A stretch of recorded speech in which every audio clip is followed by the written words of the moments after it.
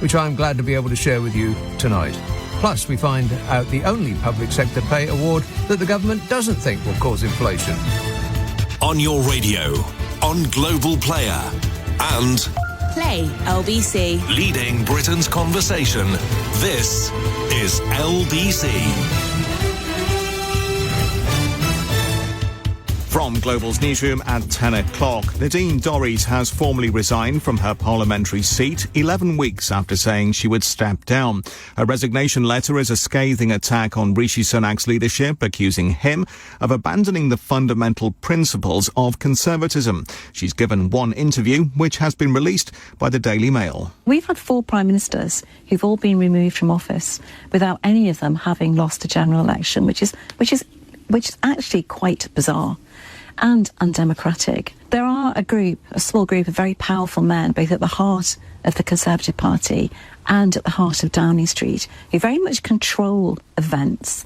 And I don't think many people are actually aware of that. Downing Street has so far declined to comment this evening. Ms Dorries announced her exit after missing out on a place in the House of Lords in Boris Johnson's resignation honours list. George Parker is the political editor at the Financial Times and has told LBC her comments come as no surprise. Yeah, this has been the longest resignation I can remember. She promised to resign with immediate effect back in June, but she's timed her actual resignation to cause maximum damage to Rishi Sunak. So just as Parliament's about to return, Rishi Sunak looking to relaunch his premiership in the autumn.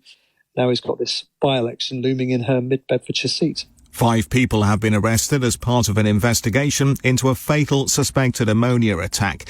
Andy Foster, who was 26 and from Tyne and Wear, died after being assaulted in the Gateshead area last Sunday. 2 men have been arrested on suspicion of murder, while 3 others are being questioned on suspicion of assisting an offender.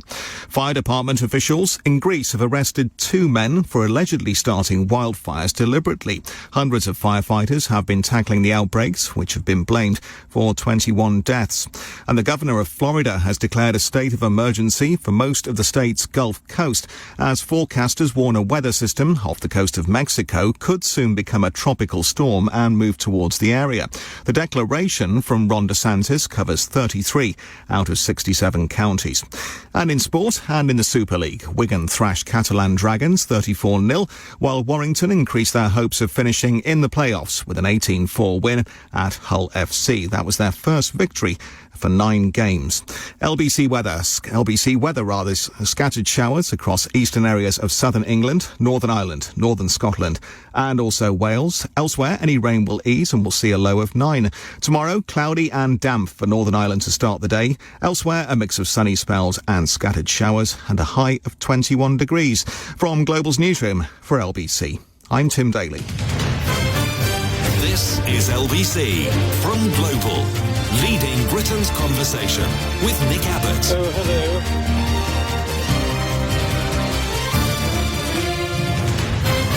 Well, let's get back to it. Was that the rugby results? Because if that was a football match, 36-0 would be pretty embarrassing. Even the head of Spanish football wouldn't kiss you on the lips if you lost 36-0. That story just keeps getting worse and worse. What are they doing? Thank you, Spain, for taking the eye off us as the laughing stock of the world. Thank you. We appreciate it. So you know that the World Cup winning Spanish women's football team's Jenny Hermoso was kissed by Luis Rubiales after Spain won the World Cup.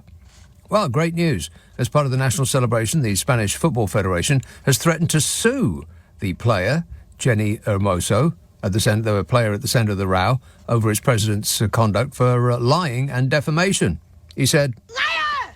Because not only that, but it's also it's also threatened to sue the 79 women's football players who signed a letter which said that they refused to play for the country as long as Luis Rubiales remained in its post. How to snatch disaster from the jaws of victory the Spanish way. In a statement, the Federation said it would take the necessary legal action and told the players that playing for the national team is an obligation. Obligato. No, that's thank you, isn't it? Yeah, it's an obligation. Don't straighten a I don't know anything about Spanish.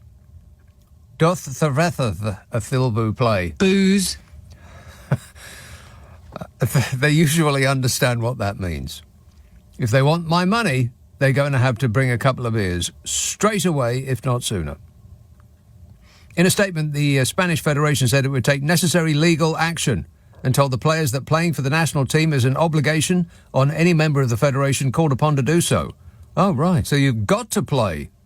It's an obligation, like going to work even if you're on strike, like a certain government closer to home is insisting upon. Under my leadership, the government's priorities are your priorities. Yeah, you still got that the wrong way round, Fishy.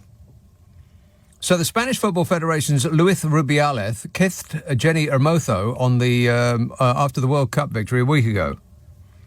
Kissed her right in the lips. Gave her a great big kiss. Moi. Told her that he loved her. Told her that he cared. Told her that he'd always be there. Rock and roll! The Spanish Football Federation, they said, at no time did I consent to the kiss, said the player in a statement. I won't tolerate having my word doubted, much less the people inventing things that I didn't say. But, she only said that because she's a woman, and it is well known that women are scatterbrains and have trouble thinking for themselves. The man in question said that Jenny Hermoso, in fact, did consent to the kiss, so we must take his word for it, and not the word of a silly woman who was probably thinking of dresses or makeup or something, so she got confused. I mean, she really shouldn't worry her pretty little head about it. Take it as a compliment. I mean, if it was the men's team that had won the World Cup, the Spanish Football Federation's Luis Rubiales would have puckered up and give the men a great big kiss too. Probably not. Shortly after the incident, the Federation issued a statement in which Hermoso reportedly said that the kiss was consensual and that he and the player enjoyed a close relationship. Because that's what close friends do. Sue one another for kissing. And he's now been suspended from all football activities by FIFA, which must be a bit like being suspended from waste management activities by the mafia. Absolutely. I mean, just Google FIFA scandals and then set aside the rest of your life to go through the results. Good grief. They just won the World Cup. They screwed that up big time, didn't they? OK, texts and emails. And by the way, forthcoming attractions, if you didn't hear me say this before the news, I have, and I'm the only person on earth who's managed to secure this, I have the resignation letter that Nadine Dorries didn't write. And I am itching to share it with you. Because if you've just thought, even for a solitary second, of reading the resignation letter that Nadine Dorries did actually write... Warning, warning! Don't do it, don't even think about it, because it'll take you from now until forever. It just goes on and on, and I'll sum it up for you. So I've got the resignation letter that Nadine Dorries didn't write, and that will be coming up later on. But first, there's some texts and emails and such from last night. Pauline says... I thought George Osborne was the head honcho at the British Museum. If I am correct, why has everyone had to resign except him? Perhaps you can shed some light on this matter. Well, if George Osborne had to resign his post at the British Museum, he would only have 15 or 16 other jobs to fall back on. I mean, a man's got to eat.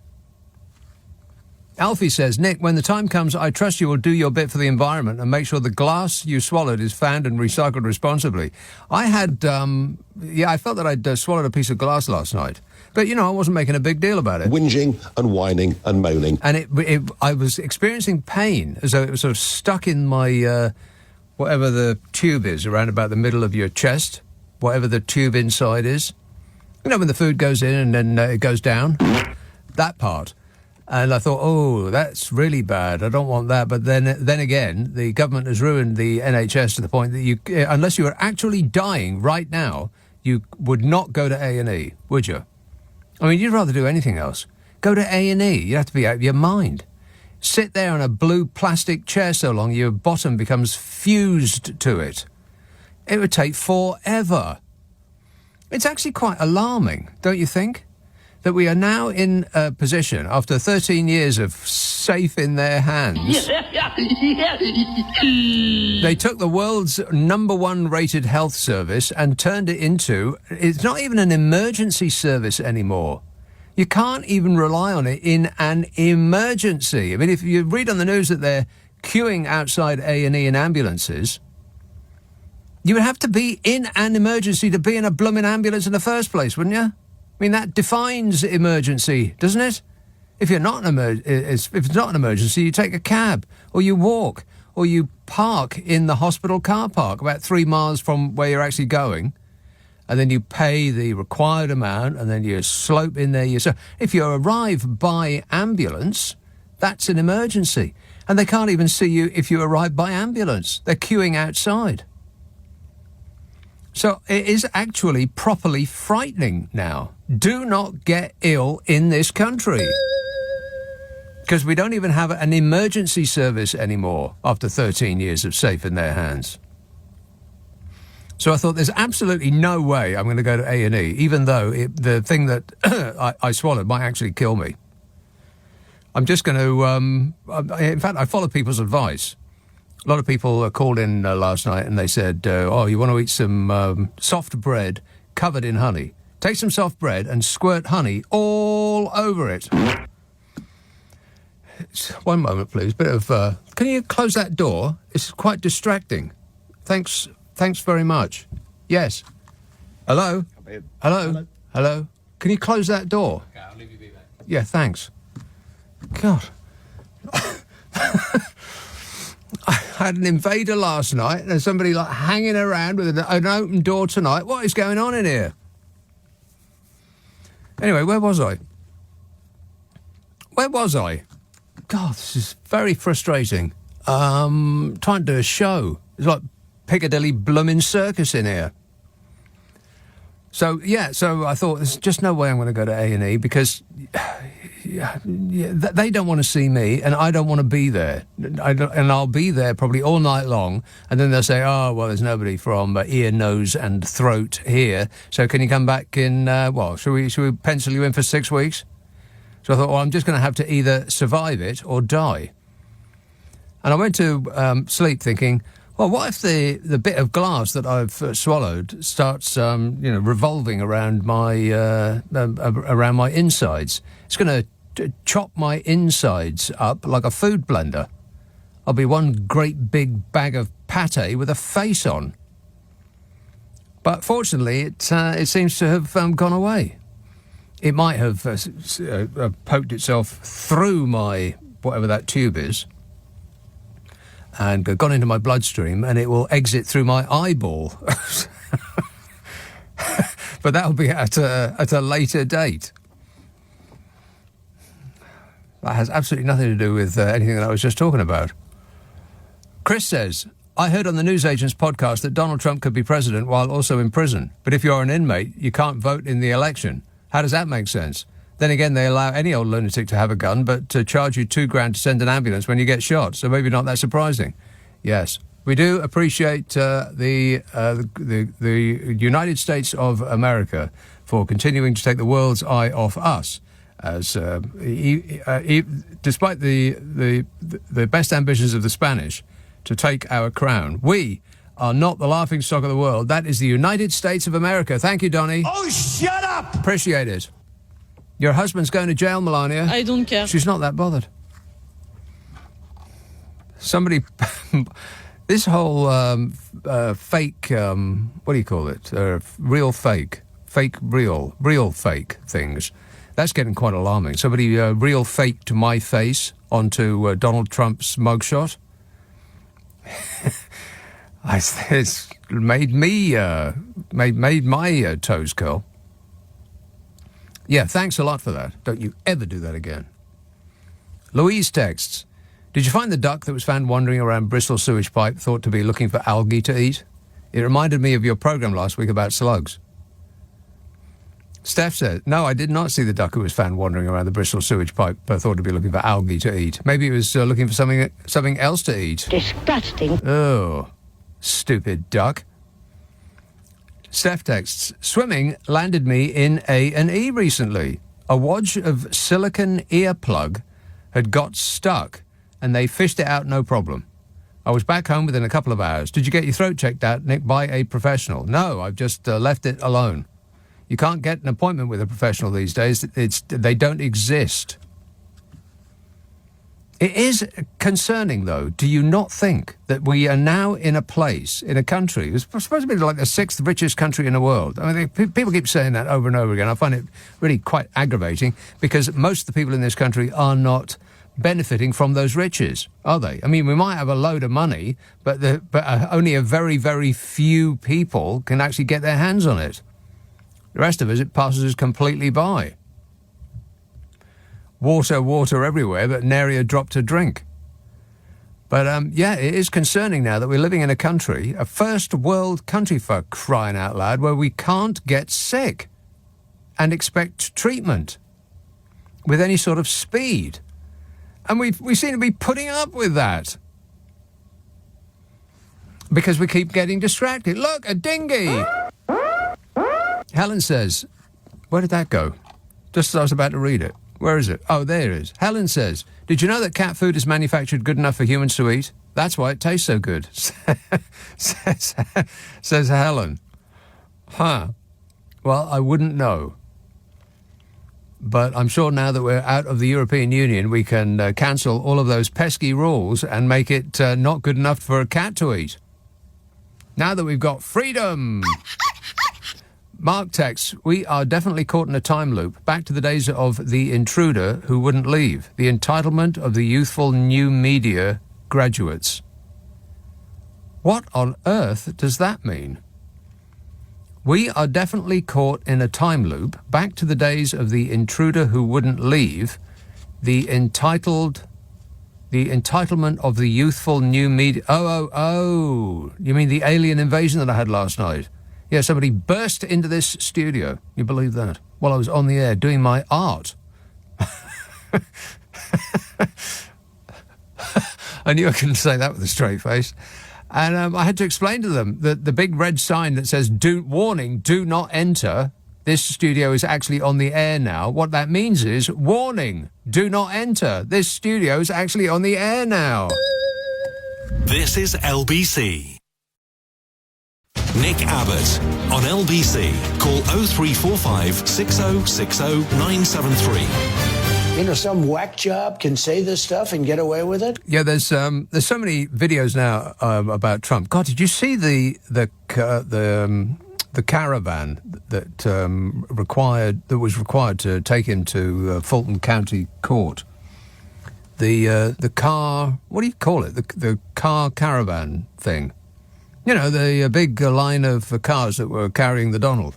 I've never seen anything like it in my life. It was like an invading force. I have never in my life seen that many flashing lights outside of a Pink Floyd gig. Motorcade is the correct answer. That was absolutely ridiculous. Is he paying for that himself, or are the American people paying for it? I make $400 million a year, so what difference does it make? Yeah, sure you do, Donny. Sure you do. I've never seen anything so over the top in my life. And then there's the video of that bar erupting when his mugshot comes up on the giant jumbotron. I didn't know whether they were cheering for him or cheering that he'd been arrested. It was difficult to tell. As it was in what looked like a sports bar, I would have to assume that they're cheering for him. And then there's the video of the motorcade going by what looks like the poorest place in all of America.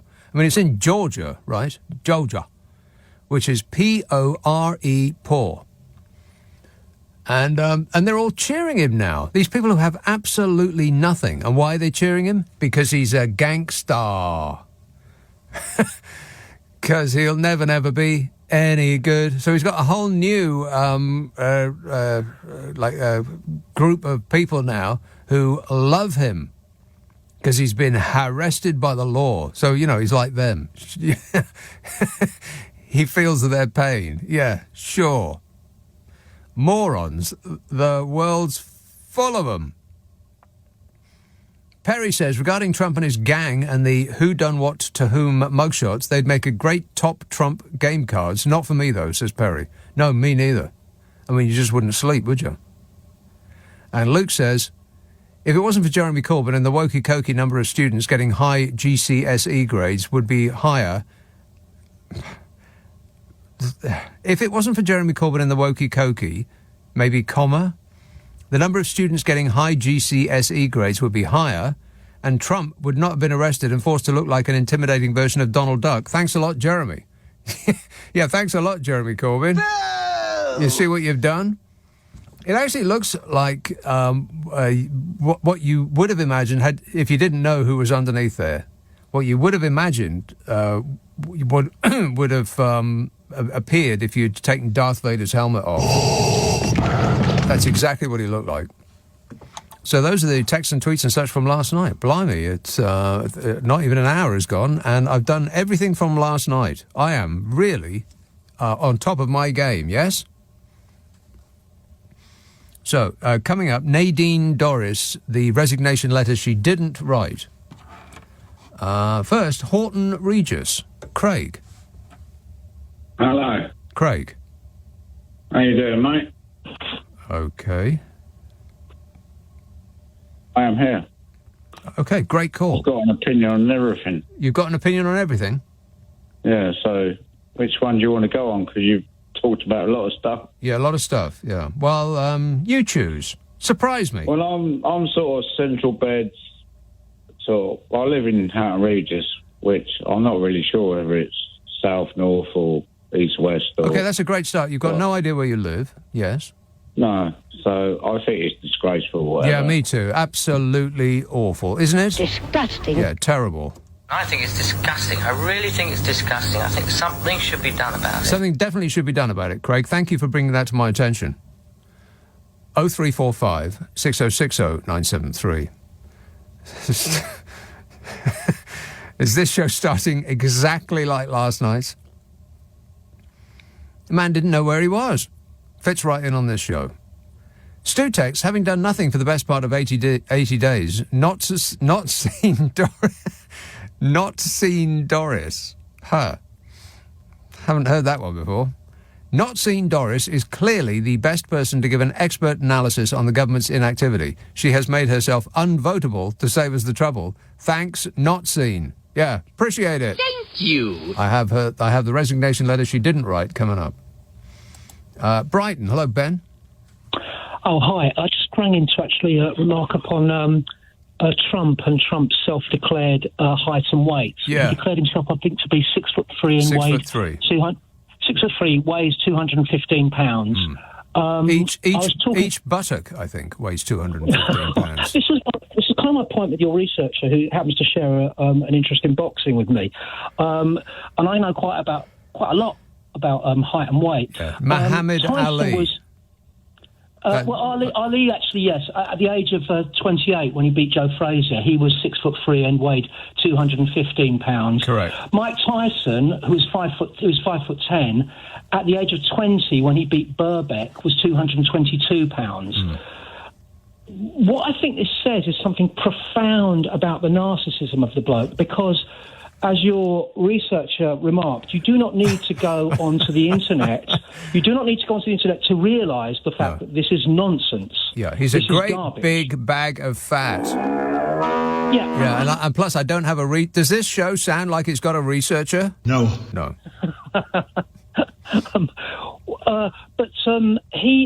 It's a really weird thing to lie about because it's so obvious. But then I remembered that he used to often lie about how tall his building was. Yeah. He'd always add a couple of floors, despite the fact that if you stepped into a lift, you could see how many floors there were. No, not the lift, because the lift would mark the floors as he was selling them. Because if in New York and places like that, you get more money the higher up you go. I mean, I personally wouldn't want to work that high on like the 100th floor or something that big, because what you're going to do in a fire, it's just doesn't bear thinking about.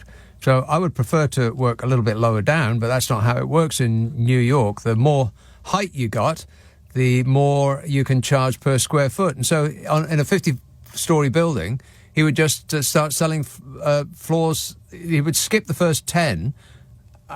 And so if you're on the 55th floor, it's actually labelled 65, so he could charge more.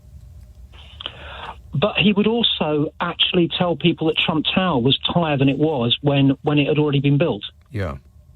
Well, that's the key to lying a lot. If you just keep lying and lying and lying, and if absolutely everything you say isn't true, then people are busy fact-checking the first thing you've said. Meanwhile, you've said 20 other things that aren't true, and you just get lost in this swirling eddy of untruths. It's grimly depressing. I mean, I'm laughing, but it is grimly depressing. Yeah. But yeah, I think it's very much indicative of someone who's willing to lie so obviously about their height and weight. It's grimly indicative of what else they might do. Everything. Because if you're, and I genuinely believe that democracy is under absolute threat. Not just America's, but our own. Hanging by its fingertips. Exactly. All right, keep your chin up, Ben. It might never Oh no, that's right. It already has. Thanks a lot, mate. 0345 6060 973. Yeah, the only thing that's worse than Donald Trump becoming the next president of the United States is one of the other Republicans becoming the next president of the United States of America. I'm president. Can you believe it? No, we're all still stunned. We cannot, even now we can't believe it. I can be more presidential than anybody. Everybody says so. And people are writing things now saying, what if he's in a court case between sort of now and the following year? Because it could take forever. He certainly will be discombobulated by having to appear in court a lot, they've said. I think it was in the Mail today suggesting that he won't be able to run to be the president of the United States of America if he is tied up in a court case. Of course he will. His ratings are going to go through the roof. He'll be on TV every single day if he's tied up in that court. I think they do show on TV state court cases, don't they? They don't show federal ones, like national. If you're being indicted by the FBI, they don't show those ones. But if you're in a state court, then I think that's on TV. So it's going to be 24 hours a day, Donnie. He is going to be the next president of the United States of America. I can kind of feel it because it's kind of the same thing as the I'm going to say the B word. Warning. It's the same thing as Brexit. The people who voted for Brexit were one-issue obsessives, and they were absolutely adamant that they were going to go out and make that happen. The people who weren't that bothered because things were ticking along just fine, they didn't really bother to go out and vote in as many numbers. And I think that that's going to be pretty much the same. I mean, Joe Biden's supporters, not that animated, really. Not that excited. I mean, okay then. I mean, as long as it's not the other guy, we'll go and vote for Joe. But Trump supporters, I mean, they can't wait to scribble their approval on the piece of paper that they're going to get in the voting box. So, yeah, I can see it coming. And then you can kiss goodbye to all of this because the human race is on the clock. Time's up. 0345 6060 973. Text 84850. Email nick@lbc.co.uk. Or you're on Twitter, it's @LBC. Friday, Saturday, Sunday night at 10. Nick Abbott, LBC. It's 10:30, the news headlines with Tim Daly. Nick Abbott on LBC. Call 0345 6060 973. Like to punch him in the face. I haven't had that one for a while. I got a whole page of these things I haven't used in a while. Dean says, how was your birthday? Yeah, it was my birthday. Have you received a present from your mate Humphrey? Who's that? A good birthday present for you. Mrs. Dorries has left the building. Let's celebrate. Yeah, she's left the building. She's out of our lives. And I don't know whether to laugh or cry. I don't know whether to live or die. And it cuts like a knife. She's out of my life. Chamone. Lucy says, it's good of Nadine Dorries to express so much concern over the security of her Tory colleagues' jobs. I just wish she could have expressed more concern for those whose jobs were taken away by Brexit. That's right. And Archie says, leave Nadine Dorries alone. She's doing her best. You know, alarmingly, that's probably true. Yeah, I think they're probably all doing their best. I am totally 100% on it. Yeah, he's 100% on it. That's all he can offer us at the moment. Not everything, just 100%, that's all. Thanks a lot, Rishi Sunak. 0345 6060 973. Maidenhead. Hello, Paul. Hey, hope you're well. Good, thanks. Yeah, well, I've got an answer for the world's solutions. You could have Mike Tyson and Donald Trump in the same ring. I would pay a small amount of money to see that. I don't know if Mike Tyson's a Democrat or a Republican, though. I'm going to say Republican. Oh, God, well, they've got to fight it out then, haven't they? Yeah, I mean, Republicans hate each other just like everybody else. They do, don't they? They do, yeah. Defined by their hatred, yeah. But when you were talking about earlier, I'm really into hedgehogs, and they love cat food. You're really into hedgehogs? That's an alarming sentence. I've got a lot of hedgehogs. But the main point is, I don't think I've ever seen a hedgehog other than one that has been flattened by a car. Oh no, I've got one in my garden at the moment, and I've got 3 round the corner. I've got about 6 of the blooming things. There's a tiny one, and what do hedgehogs do? Well, they're just hedgehogs, aren't they? Just they're float about being hedgehogs. Yeah, they just spend most of their day being hedgehogs. It's a stupid question. Yeah, but I mean, if they're in your garden, what do they do? Do they dig? Do they eat your plants? What does a hedgehog do? They mooch about, eat things, and just be hedgehogs. I don't really. Right. It's not like I've got a microscope on the hedgehog, because I've got other things to do in my life. You've got a busy life to be getting along with. You can't spend all of your time corralling hedgehogs. Of course not. So you put cat food out for them? Oh, yeah. They only because you got to be careful of the rats. So I wait for the hedgehogs and put some water out, and the hedgehogs come along and they scoff it up. I found another one the other day. So tiny. Apart from cars, what do hedgehogs fear? I mean, can a fox attack a hedgehog? Because a cat wouldn't. Even if it nicked its dinner, a cat wouldn't attack a hedgehog, would it? I don't reckon. And those things can move fast. Can they? I had a race with a hedgehog the other day when I was walking up from the shops. I'm not joking. The thing was next to me, and I was just walking, and the thing was running next to me. And I think I said to Rachel Johnson, he just went off to hedgehog land in the bush. He beat me on the race. Right. And obviously I said, hedgehog, you coming out, going to have a rematch. Obviously the hedgehog doesn't talk because he's not. It doesn't. Well, that is a relief. And he stayed in hedgehog land, but he did beat me. Okay, they can run fast. Really move. I had no idea. The stuff you learn on this show. Educational, no? No. They can. Yeah, they can move. But the main point was what you said earlier.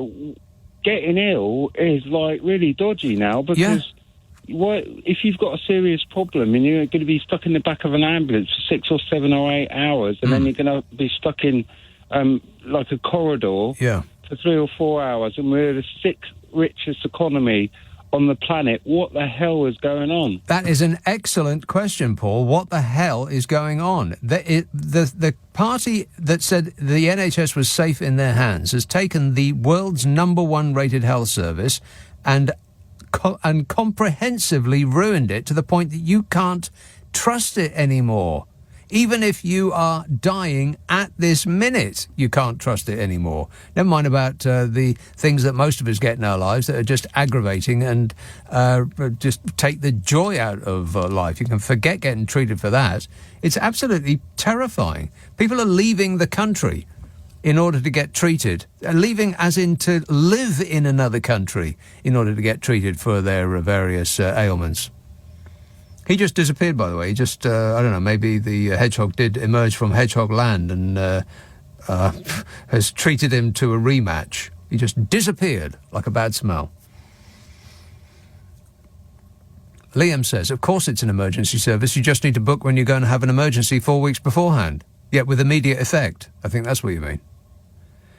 I thought about that too. I mean, things that you think, you go to the doctor and they say, oh, right, well, take this pill, and if it doesn't work, then come and see me in 2 weeks. Yeah, well, good luck with that.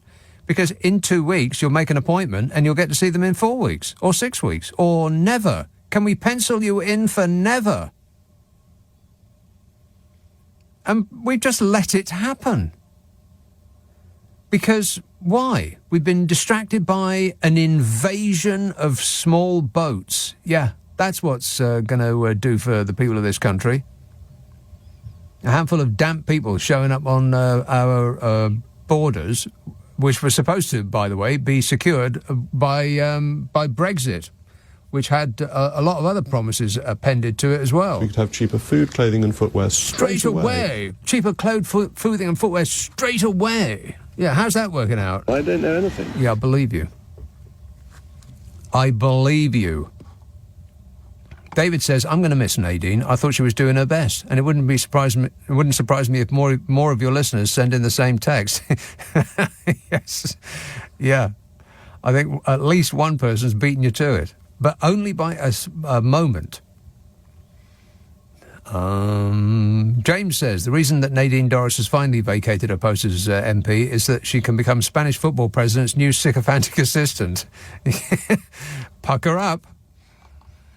0345 6060 973. By the way, if you come in late, I do have...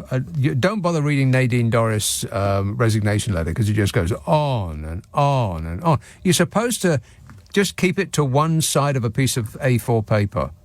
But she wrote a pamphlet. Like, anybody's going to get to the end of that. You'll read the first paragraph, and then you'll skip to the end where she says, thanks very much and ta-ta.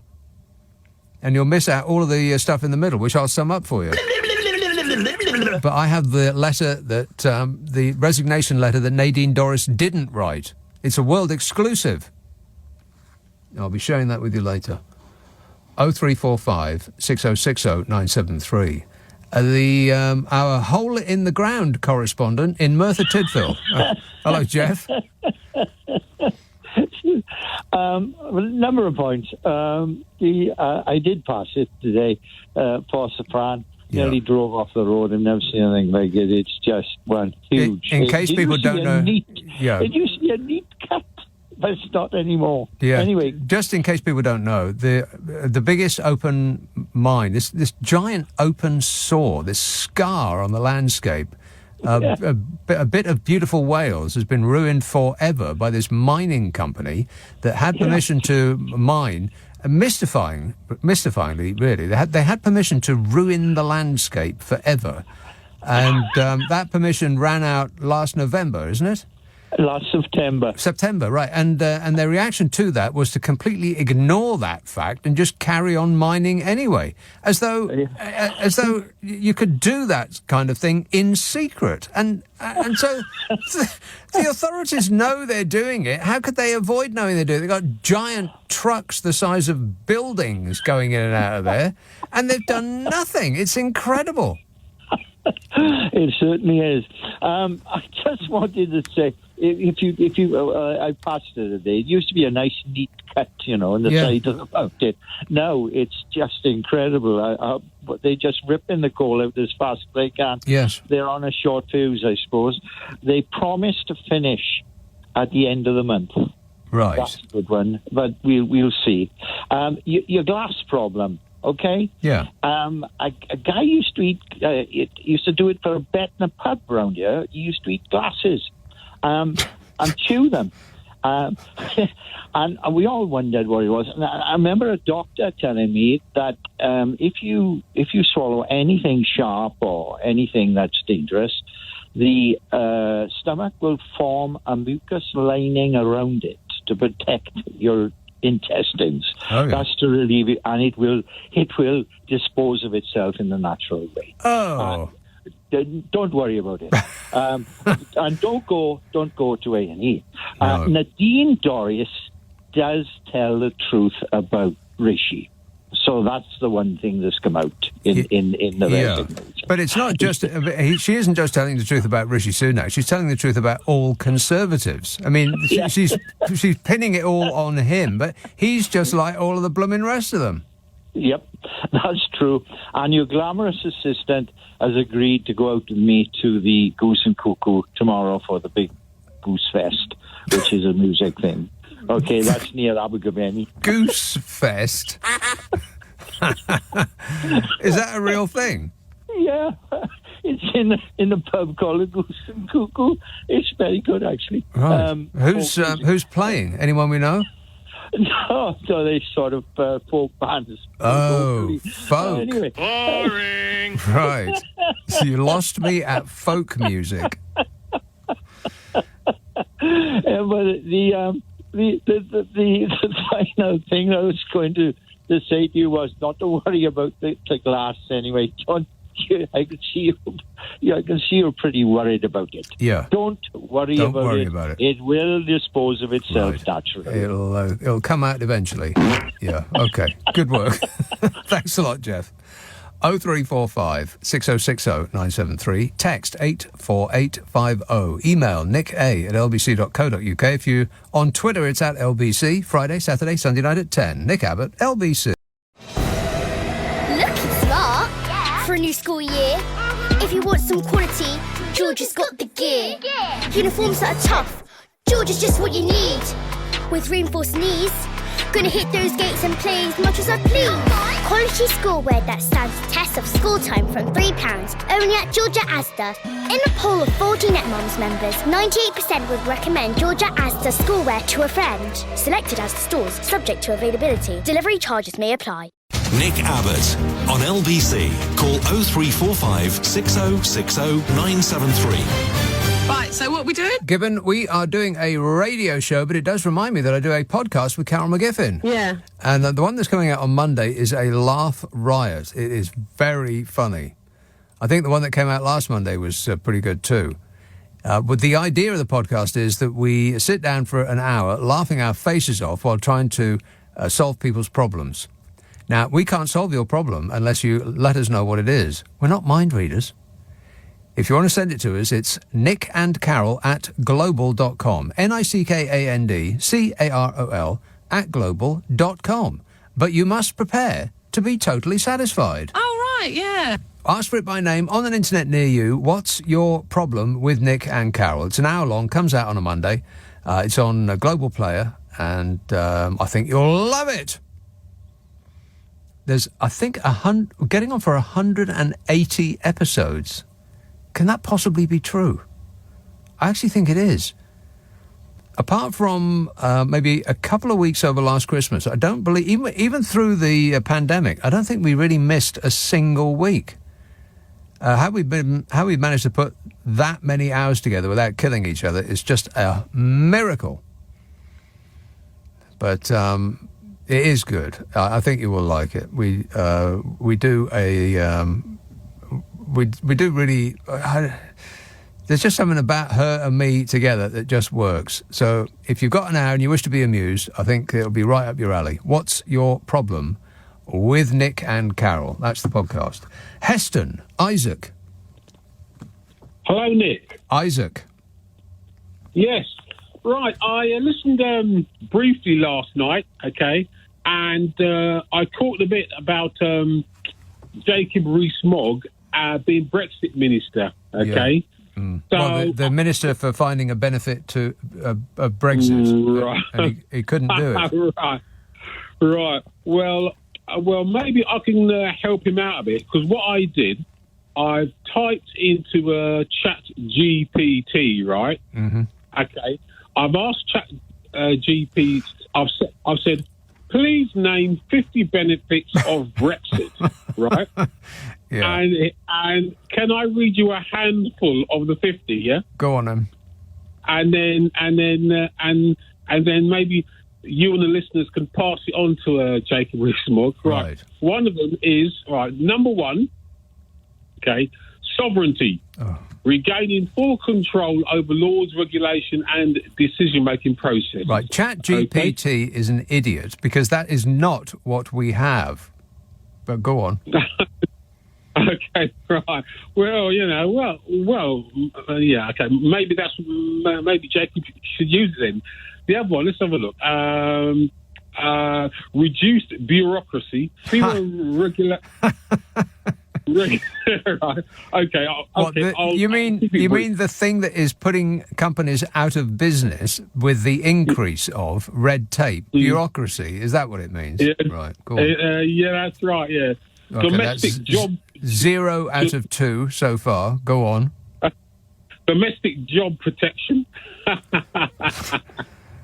I swear. Here's one. Here's one. Yeah, Here's one. Here we go. Greater global influence. I tell you. Artificial intelligence. Affirmative. Yeah. No, I just don't. I don't see it. Yeah. Oh, here's another one. Listen, here's another one. Look. Educational autonomy. What does that mean? Autonomy. Yeah, I mean, it says educational autonomy, tailoring education and policies and curriculum to national needs. There you go. And maybe one more, because I know you've got a busy show. Yeah. This one here, look. Healthcare control. Yeah, I think ChatGPT needs to see a medical professional straight away, if not sooner. That computer's an idiot. All right, thanks a lot, Isaac. 0345 6060 973. I think the computer needs tuning. Affirmative. Olivia says, work in the health service. Full stop. Should there be something before that? Maybe I work in the... I'll try that. I work in the health service. I was talking to a paramedic on Friday. He told me he was sent to a call from someone who had an open, bleeding wound. Turned out to be a paper cut. They gave him a plaster and didn't take him to A&E. Bill says, I did a typo and put LBAC into the browser address bar instead of LBC. I got the Leighton Buzzard Angling Club.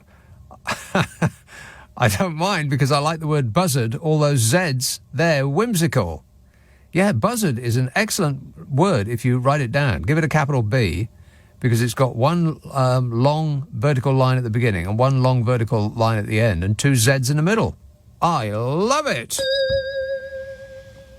And I wish the good people of the Leighton Buzzard Angling Club all the best. Don't eat that. Don't eat the fish that you catch, though. Let's see now. Carnforth. Hey, Penny. Yep, Nick, how you doing? Great, mate. Good. Hedgehogs, this is not what I rang up about, but hedgehogs eat things like worms and slugs and beetles and things. Do they? They're a good thing to have in your garden right. if you don't want slugs. But what do they do to your plants? I don't think they do anything to your plants. They just eat, like, meaty things. Do they dig holes and live in them? Where do they live? No, they live under... They're like things like piles of old leaves. Oh, that's right. You have to be careful on bonfire night. Yes, that's they're right. Not under things. Yeah. We haven't seen any for a while now because we did have them. But I don't know if they've all been killed off or squashed or... Not seen any for a while round here. Foxes know now not to mess with cars. I cannot drive home at night without at least a half a dozen foxes running out in front of the car. But they know to give us a wide berth now, presumably because they learn really quick and their little foxy chums, they've seen too many of them come a cropper. Yeah. But I don't know about hedgehogs, although we have learned on this programme that they can run quite fast.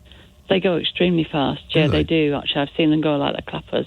And they do run like the clappers across roads as well. That's their problem, probably. They dash out at top speed to get to the other side. And, you know, people don't see them, unfortunately. But anyway, that's what I rang up about hedgehogs.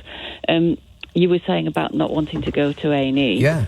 I absolutely would dread to go to A&E, especially in our local hospital, and for my partner particularly, because he's very vulnerable. And the last time he went to A&E, it was in the middle of the night. He fell over, and this was in last December, and he got taken about 4 o'clock in the morning, and they sent him back at 1 o'clock in the afternoon. Wow. And the 2 sort of big burly guys kind of manhandled him into his armchair. And then about an hour later, he wanted to go to the loo, and he said, he's in agony. He was crying out in pain. He said, I just can't get up. I mean, because he could walk with a walker before that, but he just couldn't even get out of the chair. So I rung back A&E, and I actually spoke to a doctor, and he said, oh, well, because I said, I said we had carers, and he said, oh, I'll see if one of the carers can get him out of the chair. So in a couple of hours later, the carer came, but I mean, she couldn't get him out of the chair either. So he just said, "Oh, ring us back if she can't get him out of the chair." So I had to ring 999 again and send him back, and turned out eventually that he got a broken hip, and they'd sent him home with a broken hip. Just honestly couldn't believe it. And then he was admitted for a month, caught COVID when he was in there, and now has long COVID and is bedbound. So you just don't want to end up in an NHS hospital, or certainly not our local one, actually. No, you can't actually rely on them for anything now. It's really alarming. You used to be able to 13 years ago, before the regime took over, the safe in our hands regime. You used to be able, and this will seem like science fiction to a lot of people. You used to be able to get a GP's appointment either that day or the next day. Doesn't that sound incredible? Now they won't even. You don't even see them face to face. You call them up. Well, you can't call them up. You write out... They don't even answer the phone to you anymore. You have to write out your problem on a form online, and then you send it to them, and they might reply and might give you an appointment at some point in the future. That sort of Nadine Dorries immediately tag. 11 weeks, does that suit you? And the doctor will call you. You don't get to go and see them. And it's, I just cannot believe that we have just stood by in this country while our most precious resource has been taken apart before our eyes, and we haven't done anything about it. I know, it's incredible, and it's all of it. It's not just the NHS; it's social care. I've just had my hours cut because my partner's so much worse, since he was in hospital and everything. I asked for some extra care in about March, and this has been going on for ages, but since March, and I had a right argy-bargy with them over it, and they've still not given him any extra hours, but they came along and said, oh, well, we think you need reassessing too, and I've just got my reassessment back, and they've cut my hours down from... I usually have 16 hours one week and 17 and a half the next week when they go into Lancaster for shopping for us. And they said I only need 10 and a half hours, so they've cut my budget by £800 and odd per month. Yeah, so we've got to find £800 and odd every month, which is ridiculous. So, I mean, I will absolutely fight them tooth and nail. It'll have to go to the Ombudsman and the lot. And I'll be contacting my MP. And right. Well, that's your fault for voting Conservative, Annie. Yes, I've always voted Conservative all my life. Yeah. All right, I've got to go, but thanks for that, and I wish you all the best. 0345 6060 973. Text 84850. Email nick@lbc.co.uk. And if you're on Twitter, it's @LBC. So you have perhaps seen Nadine Dorries' resignation letter and backed away without reading it because there's just so many words. Fortunately, I've read it so you don't have to. But better than that, I've got the resignation letter she didn't write, and I'll be sharing that with you immediately. On your radio, on Global Player, and Play LBC. Leading Britain's conversation. This is LBC.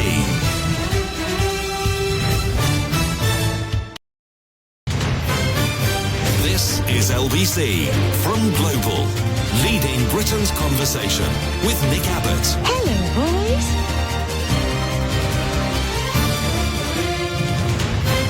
And I can't stand him. 0345 6060 973. Leon texts, can we get to grips with the real problems that this country is facing? People make all this fuss about a collapsing health service and energy and food price inflation and sewage in rivers and all the rest.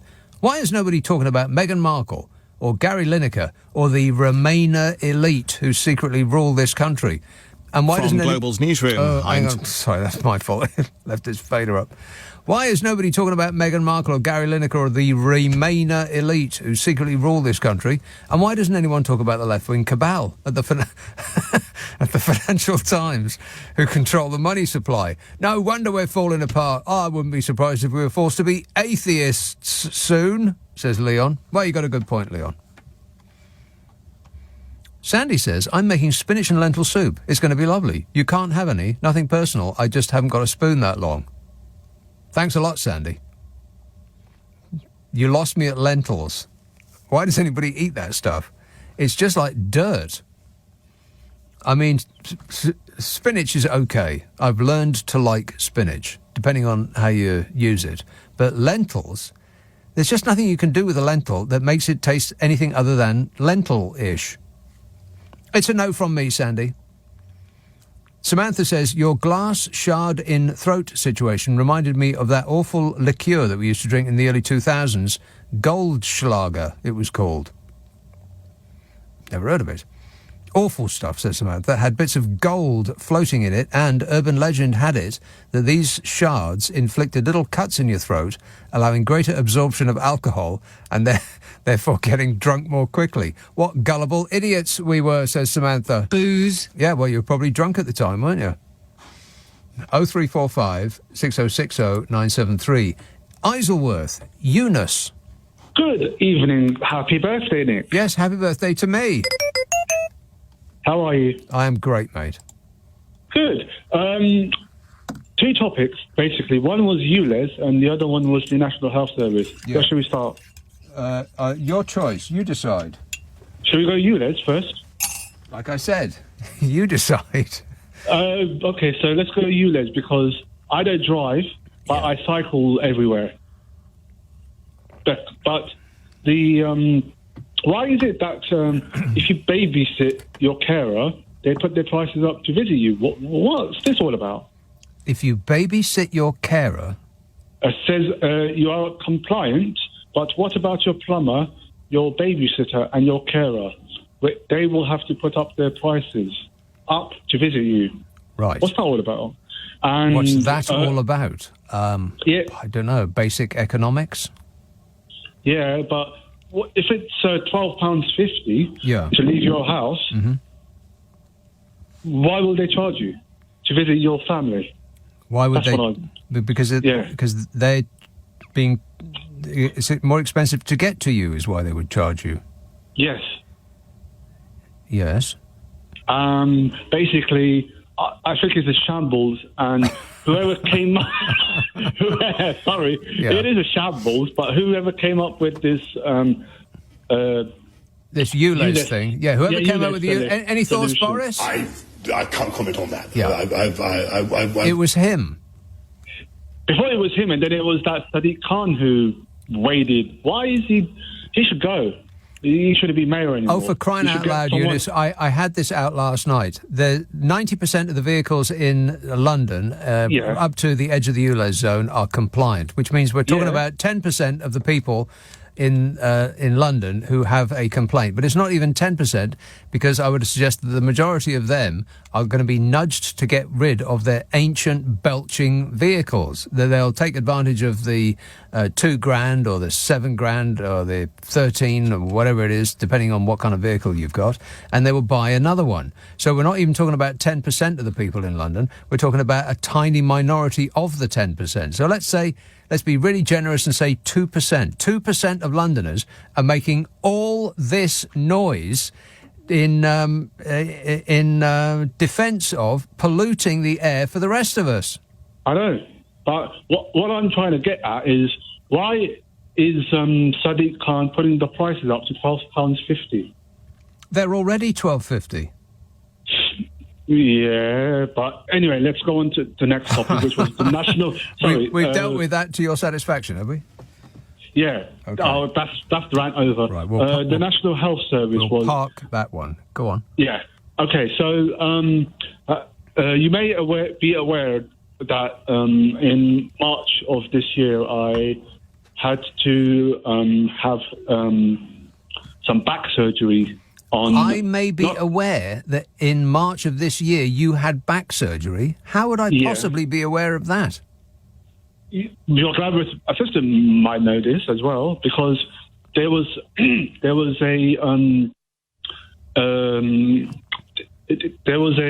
blood product, if you know, called stem cells. There's a blood product called stem cells. And now it's... How would my glamorous assistant know about this, by the way? Because I just spoke to him, and he knows about it, and that's why I'm informing your listeners that it is not a blood product. What isn't a blood product? Stem cells. Stem cells aren't a blood product? No. Right. Because because the doctor who did my operation said that this may paralyze you from the waist down. Yeah. And put you in a wheelchair, basically. So I am speaking to you now, still in pain. And then this National Health Service think it's funny to not do it in this country. What is going on? Well, you're making a lot of sense, Sir Eunice, if that's any help. Thanks a lot, mate. We'll look into it. Rebecca texts, Nadine definitely wasn't gripping it when she sent her resignation letter. She definitely lost it, possibly the bottom of a gin glass. Which does remind me, I have the resignation letter that Nadine Dorries didn't write. You don't have to read the one that she did write, because it just goes on and on and on. Boring! It's just endless, page after page after page. But I've got the resignation letter she didn't write, and I'll lay that on you in a minute. I'll lay it on you with immediate effect. In 11 weeks, if that's okay with you. Victoria says, I'm stood next to a huge hedgehog right now, which has curled up under the security light, and my dogs have been barking at it. Huge. Never eats anything I leave out for him. Nothing can attack him. They become a tiny, spiny ball. Yeah, that's pretty smart hedgehog action there, unless they're making themselves into a tiny, spiny ball because a car is bearing down on them. In that case, big mistake, huge. John says, I'm afraid Nadine's whining resignation dissertation of self-pitying tripe has been downgraded to pre-COVID assessment levels and is, I'm afraid, an unclassified fail. You get nothing. Oh, by the way, I was looking up the GCSE results in relation to this whole levelling up agenda. Yeah, you know about levelling up, right? Well, guess what's happened? The number of pupils getting a top GCSE grade has fallen. Yeah, I mean, you heard that already, right? It's still not like it used to be. It were grand when I were a lad. You didn't get an A unless you were Albert Bloomin' Einstein. These days, they're giving A's away for anyone that shows up to the exam and doesn't set the hall on fire. But the results are coming back down to earth, just a bit. But in totally shocking, completely unpredictable levelling up news, just 17% of teenagers in the North East received a grade 7A or above, compared to 28% in London. A 10.8% point gap. 17.6% of teenagers in the North East got the top mark. 28.4% in London got the top mark. Aren't you completely stunned? No. The gap between children from richer and poorer households remains persistent, with 46% of private school kids attaining top marks compared to 19% in comprehensive schools. You know, all the better to keep the wealth in the families that already have it. That inequality is baked in and will stay there forever. It's almost as though that's the plan. Give those that have lots more, and everyone else can scrabble around in the dirt looking for crumbs and be grateful for it. Thank you. Schools Minister Nick Gibb said the pandemic had undone progress to close the attainment gap. OK, first off, there was no progress to close the attainment gap. Last year it widened, not closed. The total opposite of what he said. Every day is opposite day with this regime. And second, everyone went through the pandemic. Why did it only hurt the poor kids? Huh? I mean, the Tories have had a blizzard of education ministers. One left after 2 days because she just couldn't stand it any longer. I believe we had Mr. Numbers Man. And one, two, 3, 6 million. No! He is the gift that keeps on giving, isn't he? I mean, blimey, we even had this bloke as education minister. Oh, hello there. Very nice to meet you. And the actual education catch-up chief quit 2 years ago. Kevin Collins, Sir Kevin Collins. He quit in protest over the Prime Minister's scaled-down recovery plan. He said it doesn't come close to meeting the needs of children whose education was thrown into chaos by the pandemic. He said the government's catch-up offer, £1.4 billion, announced some while ago, said it would mean an equivalent of £22 per child in the average primary school. He said it betrays an undervaluation of the importance of education. But that's not correct, because the Tories do value education for their own children in private schools. £22 per child. That was the catch-up fund per pupil. Do you know what it was in the Netherlands? £22 here. In the Netherlands, 2,500. What? £22 the Tories gave per child as a catch-up fund, rather. 22 quid here, 2,500 in the Netherlands. It was 1,600 in America, for crying out loud. 22 quid here. And it had the predicted effect of ruining the life chances of the masses, while elevating the life chances of the rich, who can afford private schools. You know, as though they don't already have all of the advantages in life. And, of course, no incoming government can fix that, no matter what they do, because those kids are through the system already. Their choices and their chances have been set. It's like the Tories are spending all of the time they have left in office setting mines and booby traps and concreting in any advantage they've fashioned for themselves so that they will continue to enjoy them even when they're out of power. What a way to run a country, eh? Dreadful. And here's the evidence that it is the exact opposite of what one of those nodding dogs went around and told us after the results came out. They said, oh, well, you know, unfortunately, it's the pandemic. We were doing so well before the pandemic. No, they weren't. In 2019, 25% of pupils in London and the South East got a grade 7A or above. That's the top grade. 25% in London and the South East, 18% everywhere else. That was 2019.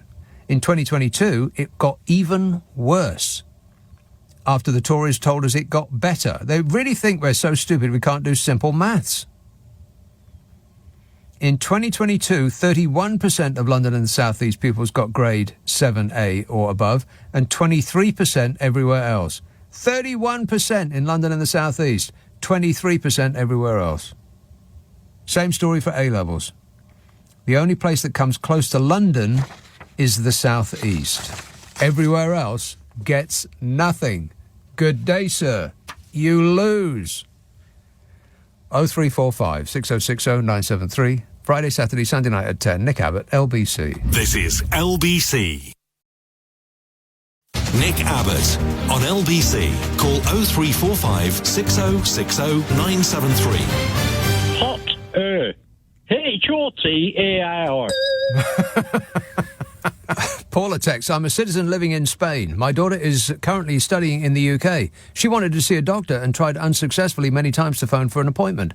It was easier for me to fly her out to Spain on a cheap Ryanair flight to see her doctor. My husband is just recovering from a hip operation in Spain and only waited 6 months, all free. It's just incredible what we have allowed to happen in this country. And nobody has really raised a finger. The only people that have done anything about it are the medical professionals who are now striking. And they're being called lefty activists for doing so. You know, apart from the money part, which is extremely important and is what will what will persuade people to join the service in the first place and to stay there once they're there, they're also bringing to our attention, in case we didn't know, these kind of conditions that they're working in.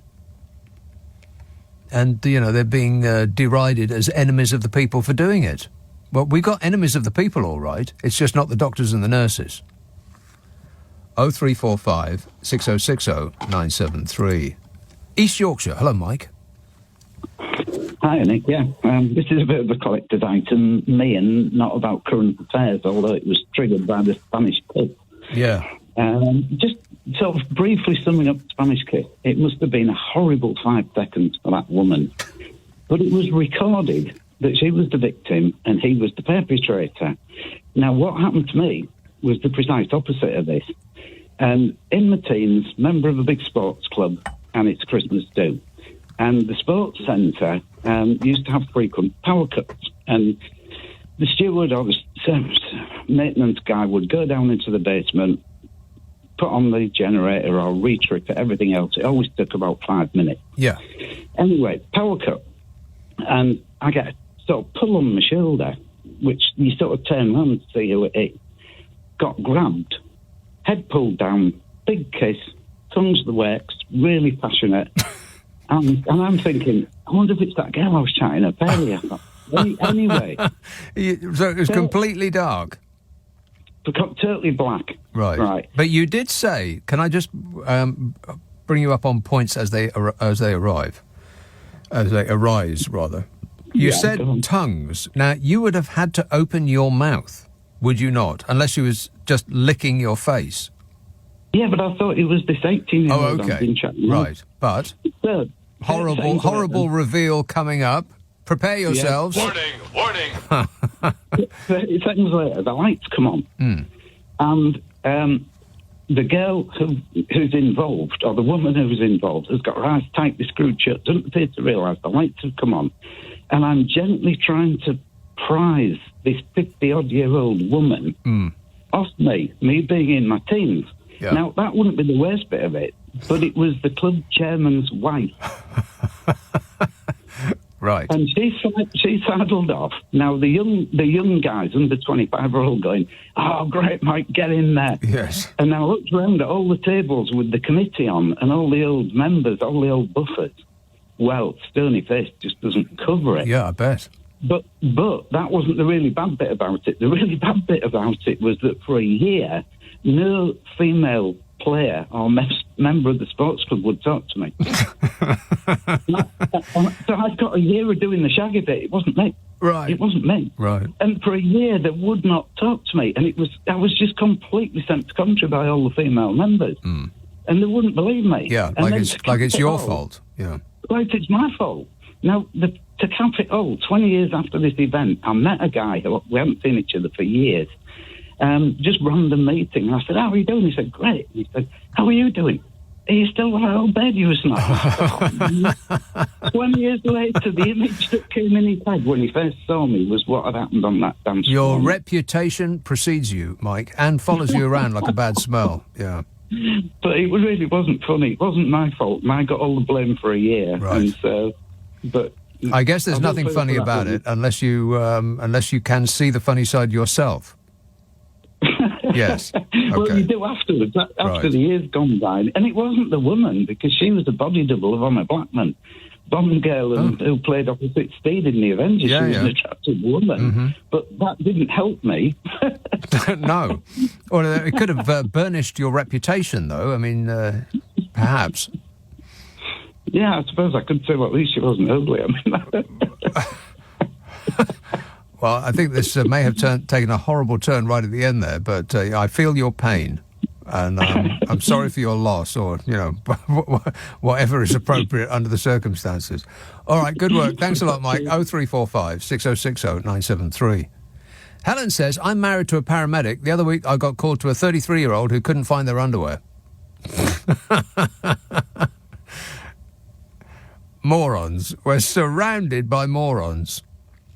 Josh says, I don't want to stress you out, Nick. However, the guy in the door last night may have slipped a sliver of glass in your drink on behalf of the Tory party. You've been giving them some grief of late.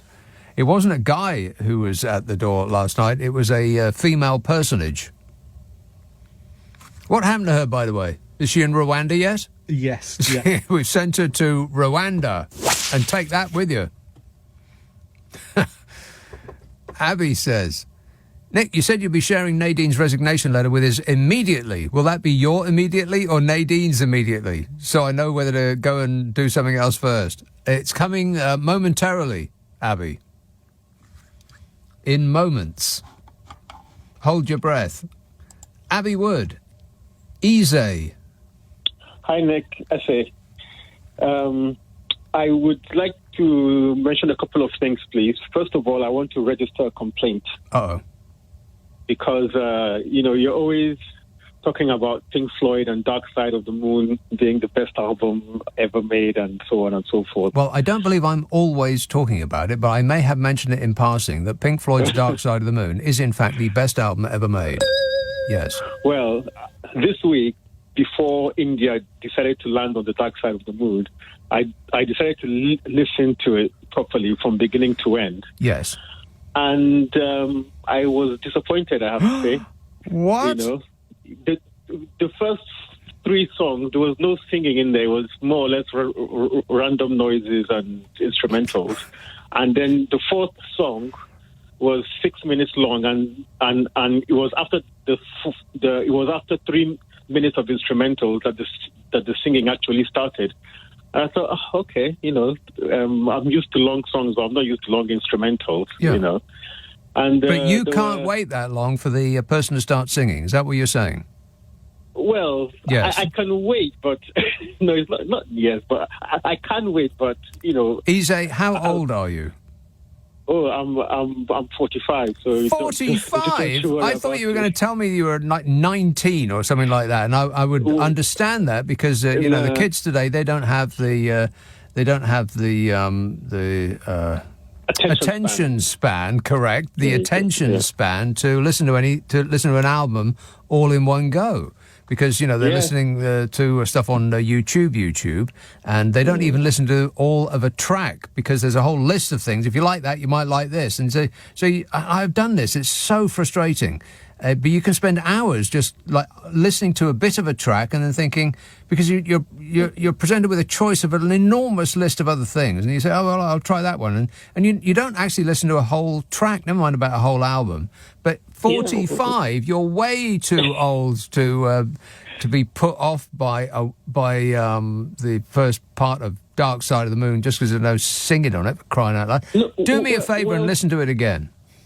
Well, I'll do that. But if an album is the best album ever made, you would expect that from song number one, you're blown away. No, and then all the way to the very last song. No, that's not true. That's completely untrue. I mean, think of art. A piece of art that smacks you right in the face first time will be pop art, like a banana drawn by Andy Warhol, or a target, or something like that. Something really, really simple, and you look at it, and you see it in a moment, and there isn't anything really more to see in it. But that doesn't make it the best just because it hits you straight away. No, I mean, I would disagree because there are some albums out there that from track one to the very last track is like you're on a roller coaster. And by the time you are done, you need to lie down and maybe a towel to put on your head because it's been quite a... Name an album like that. Oh, like All Eyes on Me. All Eyes on Me. What's that? It's a two-pack album. A two-pack album, okay. Yeah, from track one to the very last one, it's just mind-blowing, track after track after track, But right, well, if you like two-pack, then you're probably not going to be that impressed by Pink Floyd. No, well, I like Tupac, I like Aerosmith, I like Red Hot Chili peppers. I like a wide range of people. So I'm not just. That's not really what I'd call a wide range. That's all pretty much like furious and full on. No. No. Well, anyway, Easy. You're going to have to take my word for it. It is the best album that has ever made, and if you don't get it, that's not a fault of the album. That's a fault of you. Oh, I see. It's my fault. It is your fault. Finally, we agree. All right, gotta go. Thanks a lot, mate. This is LBC with Nick Abbott. Call 0345 6060 973. Tweet at LBC. Text 84850. Would you mind telling me what this is all about? Yes, it's about Nadine Dorries' resignation letter, which I have read so you don't have to. I've summed it up before and I'll sum it up again. It's very much page after page after page like that. But I have in my hands a piece of paper, which is the resignation letter she didn't write. And I will read it out for you with immediate effect. Here's a call in... Oh, it's Ranjit in Albury. Hello, Ranjit. Hi, Ian. Are you in a better mood tonight? I am. Last night was just funny. I think it must have been a full moon. You know, the Indians have gone on the moon and changed the They've changed vibes. it, yeah. They've changed the vibes, yeah. Yeah. What are they hoping to find up there, by the way? I mean, what is the point of going back to the moon? I mean, there's nothing up there. There is no life. What's the point? I don't know. It's just probably people's ego any more than anything else. Yeah. People starving over in India, you know, you've got massive houses with shanty towns just outside them, and the people that live in those houses have like an 8-foot wall with barbed wire on there. Yeah, I think the Indians need to have a chat with their government, just like the people of this country need to have a chat with theirs. Well, that seems to be what's going to be happening in the world if Trump gets in, right? You got Rishi Sunak. You got Prime Minister Modi there. Well, even in India, it doesn't matter who the Prime Minister is; it's all going to stay the same. But here, axis of evil. It's becoming like that, and then the Russians will invade Europe. Yeah, no doubt. And we'll have to. We don't know where we're going to go. We can kiss all this goodbye. Yeah. Yeah, you know, Nadine Dorries. Yeah, you know, like when you say I need a hospital appointment, when they say immediately, yeah. Mm-hmm. Open your diary to 11 weeks' time from now on, because she's changed that word. Definitely. Right? Yeah. And remember when you were saying that, you know, Boris Johnson's phone, there might be some messages in there. Well, one could have been ancient history now. Yeah, one could have been from Nadine Dorries. Yeah, please don't tell us what it says. It says I'm late. Please don't tell us what it says. It says I'm late. He's going to tell us anyway. Don't tell us what it says. No, all right. The thing is now, you know, like she's got 2 grown-up children. Sometimes people want to have some more children, don't they, later on in life? I have people no like Clint Eastwood. No, Robert De Niro. Robert right? De Niro, yeah. So maybe she could have gone on maternity leave or something like that for a few weeks and then found out it was just a false alarm or something. And we don't know. But, you know, the by-election, could Boris Johnson stand there? Can you imagine? He's got a 24,000 majority, right? Yeah. Okay. So the majority is still pretty good. And then you got loads of dinglings, which it seems to be breeding at the moment. Well, there seems to be a lot of them in mid-Bedfordshire, no doubt about that. Yeah, they keep making the same mistake over and over and over again. So it's like, you know, when this is an old joke, if I may tell you. A joke? Uh-oh. Yeah. No, it's not that funny. I don't know. Okay, well then that's worse. You're going to tell us a joke. First of all, I don't do jokes, and you're... I know. Okay. A bloke went to A&E, right, with a burnt ear, right? And he says, what happened to your ear, mate? He says, I was ironing and the phone rang. He goes... yeah, you were right about that, yeah. Not that funny. Say goodnight, Ranjit. Good night, Ranjit. Yeah, okay, good night, Ranjit. 0345 6060 973. Luke texts, Brexit is like being a hedgehog that's crossing a road and has been told that if a car comes to stand in the middle of the lights, only to find the car is a reliant robin.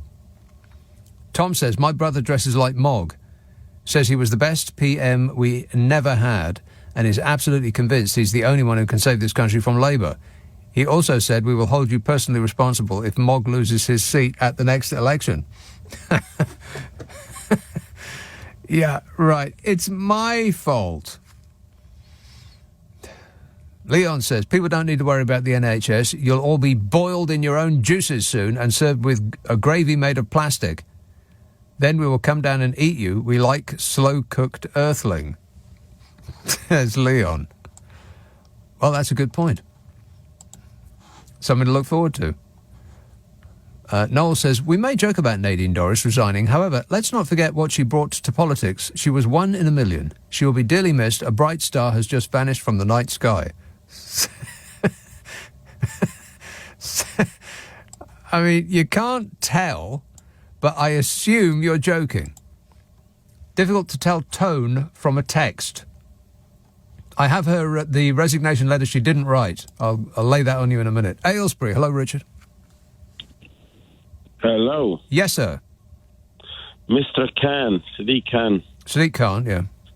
Yes, he loves to talk about ULEZ and making the emissions small and looking after London and all this. But isn't this the same guy who advocated for HS2? 145 million tonnes of carbon dioxide into the atmosphere. HS2? Yeah. Is he the... So by the very... Is Sadiq Khan the man who... what's he got to do with HS2? Well, when HS2 announced that they were going to cut off the northern part of their operations, he backed Andy Burnham to say, look, let's make it go all the way to Manchester as agreed. So he was definitely an advocate for that. So But rail travel overall is a much cleaner and more efficient way to travel, though. Yes, I agree. But to make 20 minutes overall, like time-wise, does that make sense? To like HS2's own... I'm no defender of HS2. It never made any sense to me, but it wasn't just to shave 20 minutes off the time between London and Birmingham. I think it's even less than that, like 10 minutes off the time from London to Birmingham. It was to increase the capacity between those two places. And also, the idea to make it easier to do business in places outside of London is a pretty good idea, because unlike any of our competitor countries, we are so London-centric in this country, it's completely embarrassing. When we talk about ourselves as a rich country, London is rich. Specific parts of London are rich, but you go outside London, and some parts of this great land of ours look like a third world country. Yeah, but do you find it hard to make business outside of London now, working from home and everything that goes on with that? Well, that has changed a lot. Yeah, that has changed a lot. You know, so it's quite difficult to make an argument to actually... Yeah, but the working from home thing did not predate HS2. HS2 was started way before COVID, and the working from home thing is only post-COVID. Yeah, I agree, but they should be able to still stop it and say, look, we'll save that money. Oh, I think they will stop it, Richard. Nothing about it makes any sense at all. I mean, apart from anything else, it doesn't even reach Euston. I mean, how stupid is that? First of all, Euston is the wrong station. It should have gone to King's Cross or St Pancras, because from there you could then board another train to our biggest, supposedly our biggest market, although bizarrely we are the first country in the world to make it more difficult to trade with our biggest market. What a stupid decision that was, and continues not to give. But you should have been able to connect straight away just by switching platforms to get from the train from Birmingham or Manchester onto the train into Europe. I mean, that would make sense. In a well-run country, that's what they would have done. But they didn't do that.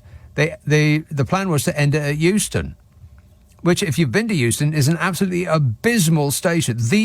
Without question, the worst station in London. It's awful. It's also actually nowhere near St Pancras or King's Cross. You have to get out of the station and trundle your suitcase along the most polluted road in London for about 15 minutes or so. And what kind of business person is going to do that? I mean, a business person will come from Europe to this country and get on our train system and decide never to do business with us again. Because what kind of a clown show is this that you've got going on over here, they would think. And so Euston was totally the wrong station. It's absolutely staggering that anybody would have suggested it in the first place. But it's even worse than that because it's not going to stop in Euston. It's going to stop in some godforsaken place north of London that is so obscure that I can't even remember what it's called. Now, the whole thing is a massive catastrophe. And it could only be fashioned in this country. There was some article about the comparisons between trying to build infrastructure in this country and compared to our nearest competitors. And it's just flat out embarrassing. Britain is spending 8 times more on rail and road projects than its European neighbours. 8 times. But HS2 is way more than that. A study by a lobbying group called Britain Remade found that compared to 7 other rich countries, the UK was spending double the cost on building new railways and 1/10 more per mile of road on average. They examined more than 200 different projects, including Denmark, France, Germany, Spain, Italy, Sweden and Norway. In the case of High-Speed Rail 2, HS2 Rail Link, it found that we were spending 8.5 times more per mile than comparable European projects. Why? Where's the money going? You'd have to think. Why does it cost 8.5 times more to build a railway in this country than it does in any competitive country? Where's the cash going? I mean, one reason is that we give too much power to people objecting to projects and end up in a situation where schemes are gold-plated. That's the suggestion of Britain Remade. I'd suggest that what is actually happening here is that we're getting ripped off big time. France has been able to build 21 new tram systems in the past 25 years. We have completed less than 5. On the cost basis, tramways in France were about £29 million per mile. In this country, £252 million per mile. Where's the extra money going? A recent extension of the Northern Line to Battersea cost £1.5 billion, or £743 million a mile. In Madrid, a similar facility cost £68 million. 743 million in this country, 68 million in Madrid. The first phase of HS2, 53.1 billion, or £396 million per mile for a railway. They did a rail link between Paris and Strasbourg. It cost 31 million a mile. 31 million a mile between Paris and Strasbourg, 396 million pound a mile in this country. If we can't do anything right, maybe that's not true. Maybe it's all going very well. That it is, in fact, the plan. The money is just disappearing. I mean, what have they done with the money? I would dearly like to know.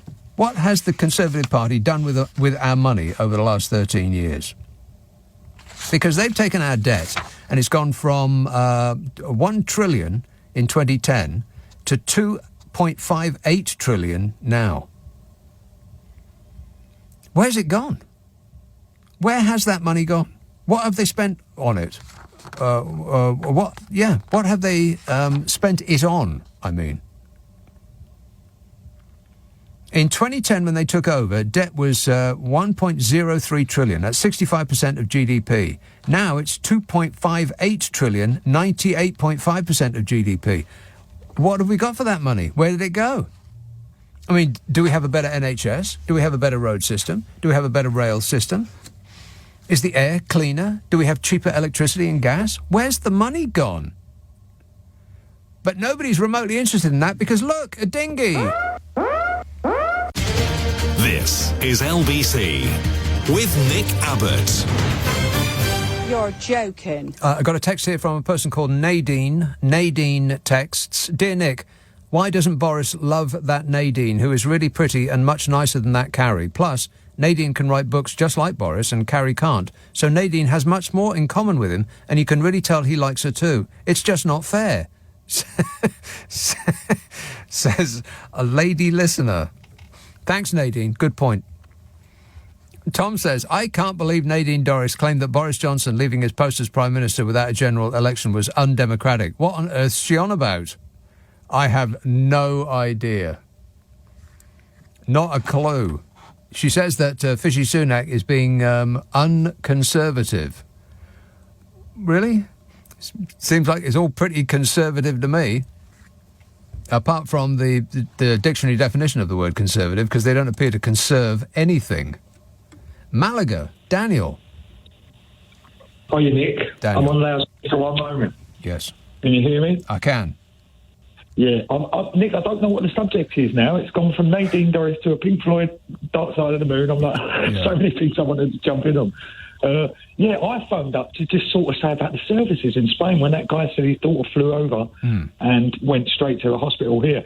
That's totally available. If you've got your sort of e-hit card and you're up to date and everything else, you can stroll in. I'm in the system here and I can walk into a hospital at any time of the day or night and I'll be seen by a doctor. I've done it all through this year, through the pandemic, after the pandemic, and you're seen straight away. I mean, that's just flat out embarrassing. Spain is not one of the top 6 or 7 richest countries in the world. It just and isn't. We're in, apparently, the poorest part of Spain. Like Andalusia is meant to be mass unemployment, but the hospitals are working. It doesn't seem to be to me, Nick. I'll be totally honest. Apparently, young people down here are really unemployed. I've got a few young friends in their 20s. We employ young lads for apprentices. There's plenty of work around. It seems to be. I live close to Marbella, so there is a building boom still going on in the building trade. But for the services, Nick, I pay my taxes. They're high in Spain. I've lived in London all my life and I've paid my taxes there. What I get for my money here is shopping. My rubbish is collected daily. It's like every day, 6 o'clock in the morning. There's great big lorries emptying great big bins every morning, 7 days a week. Rain or shine. The police are everywhere. Don't get me wrong, it's quite intimidating sometimes, but there are policemen everywhere in Spain. There's 3 different types of force, and if you hold your hand up and look left or right, you could find a policeman within 30 seconds. I saw a lady, I was coming home on Friday, an elderly lady had a fall near a traffic light near a zebra crossing, and I was waiting for a bus. We helped her, made sure she was okay. A Spanish lady phoned an ambulance. I sat there for 20 minutes waiting for my bus. 2 ambulances, one sort of paramedic and one ambulance turned up. They dealt with her. 4 police cars. It was ridiculous. And this was all within 20 minutes. She was scooped up, taken away.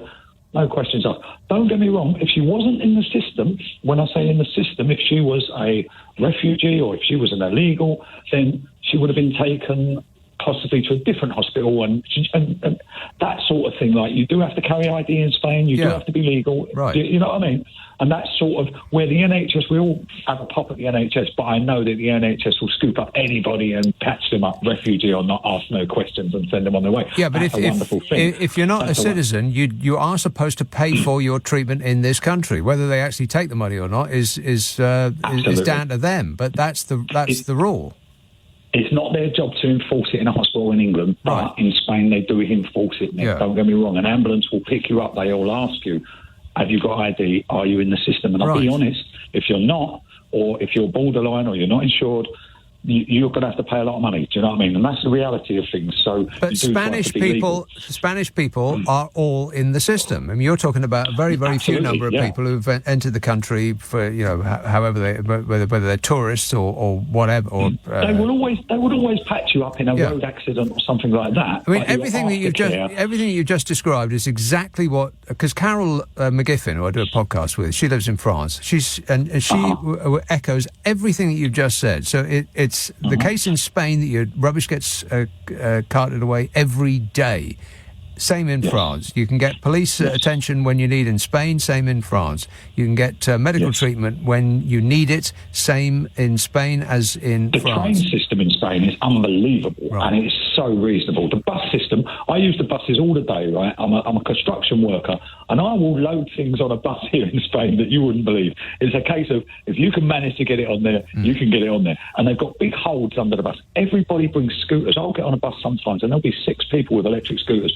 If you can get it in the hold, it goes in the hold. And it's like that. And the bus drivers are absolutely a law unto themselves. All through pandemic, I can honestly say, Nick, I think Spain was the last place to take off the mask mandate on the buses. It was really long and late. It was unbelievable. But it was enforced with total. If anyone got on and said I'm exempt, they'd have just got thrown off. The bus drivers are like Clint Eastwood. They run their own bus, and people don't play up. They've got authority. The police have got authority. If a policeman walks up to you in Spain and tells you to stop doing what you're doing, you stop doing what you're doing. Do you know what I mean? They don't mess about. Well, I would stop doing what I was doing if a police person walked up to me in this country. Because I'm a good boy, I am. But what we're experiencing in this country, which is pretty much the opposite of everything you've just described, is not normal. We're not even in this country are we used to this.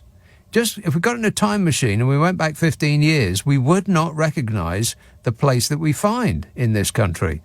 And yet we've just become, I don't know, inured to these changes which have happened so fast.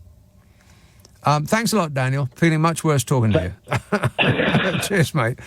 0345 6060 973.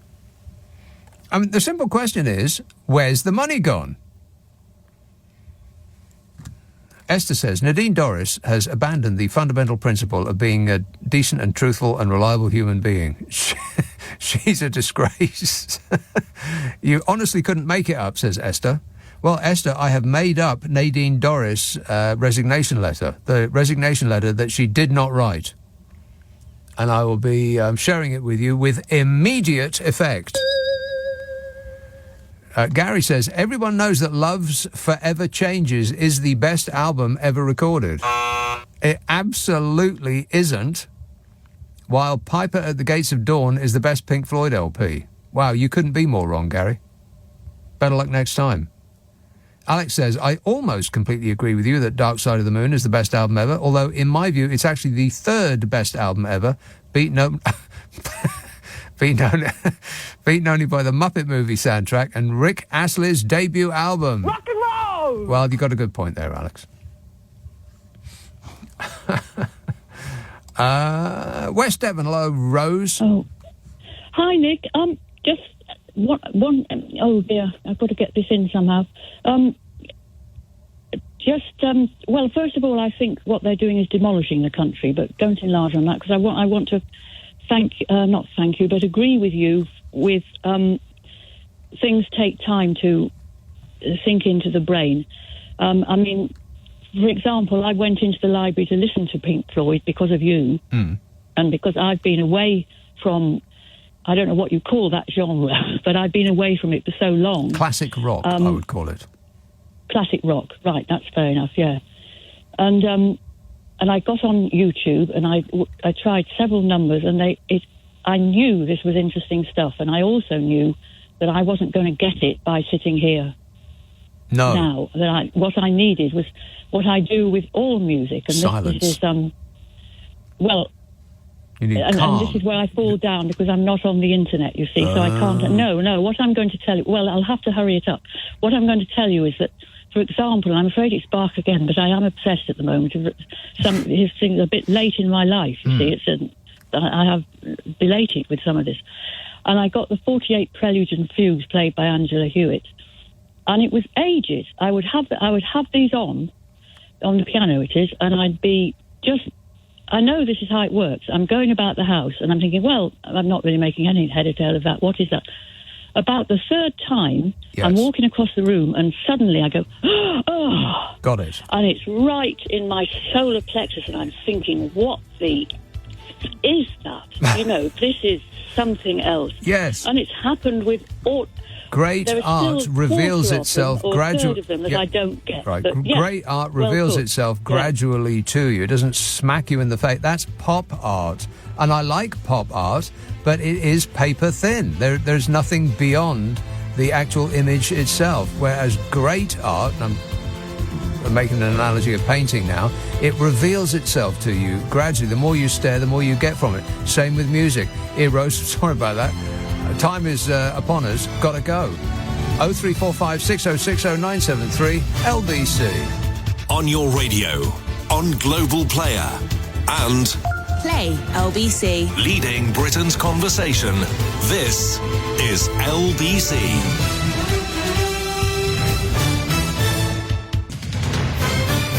This is LBC from Global.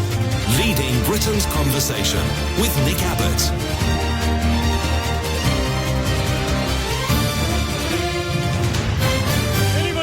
what this guy thinks? No! Shane texts, I have a week booked off in 2040 and I was thinking of buying an HS2 ticket. Any idea on places to visit? Ali says, the new tram in Edinburgh was a waste of money, made no sense and is slower than the bus going to the airport. And it ruined the appearance of Princess Street by stringing power lines along it. And apparently it makes emissions... apparently makes emissions worse because it forces cars to idle at traffic lights. Yeah, I haven't seen that. I haven't even seen a picture of the tram in Edinburgh. I think that's what they should do with Oxford Street.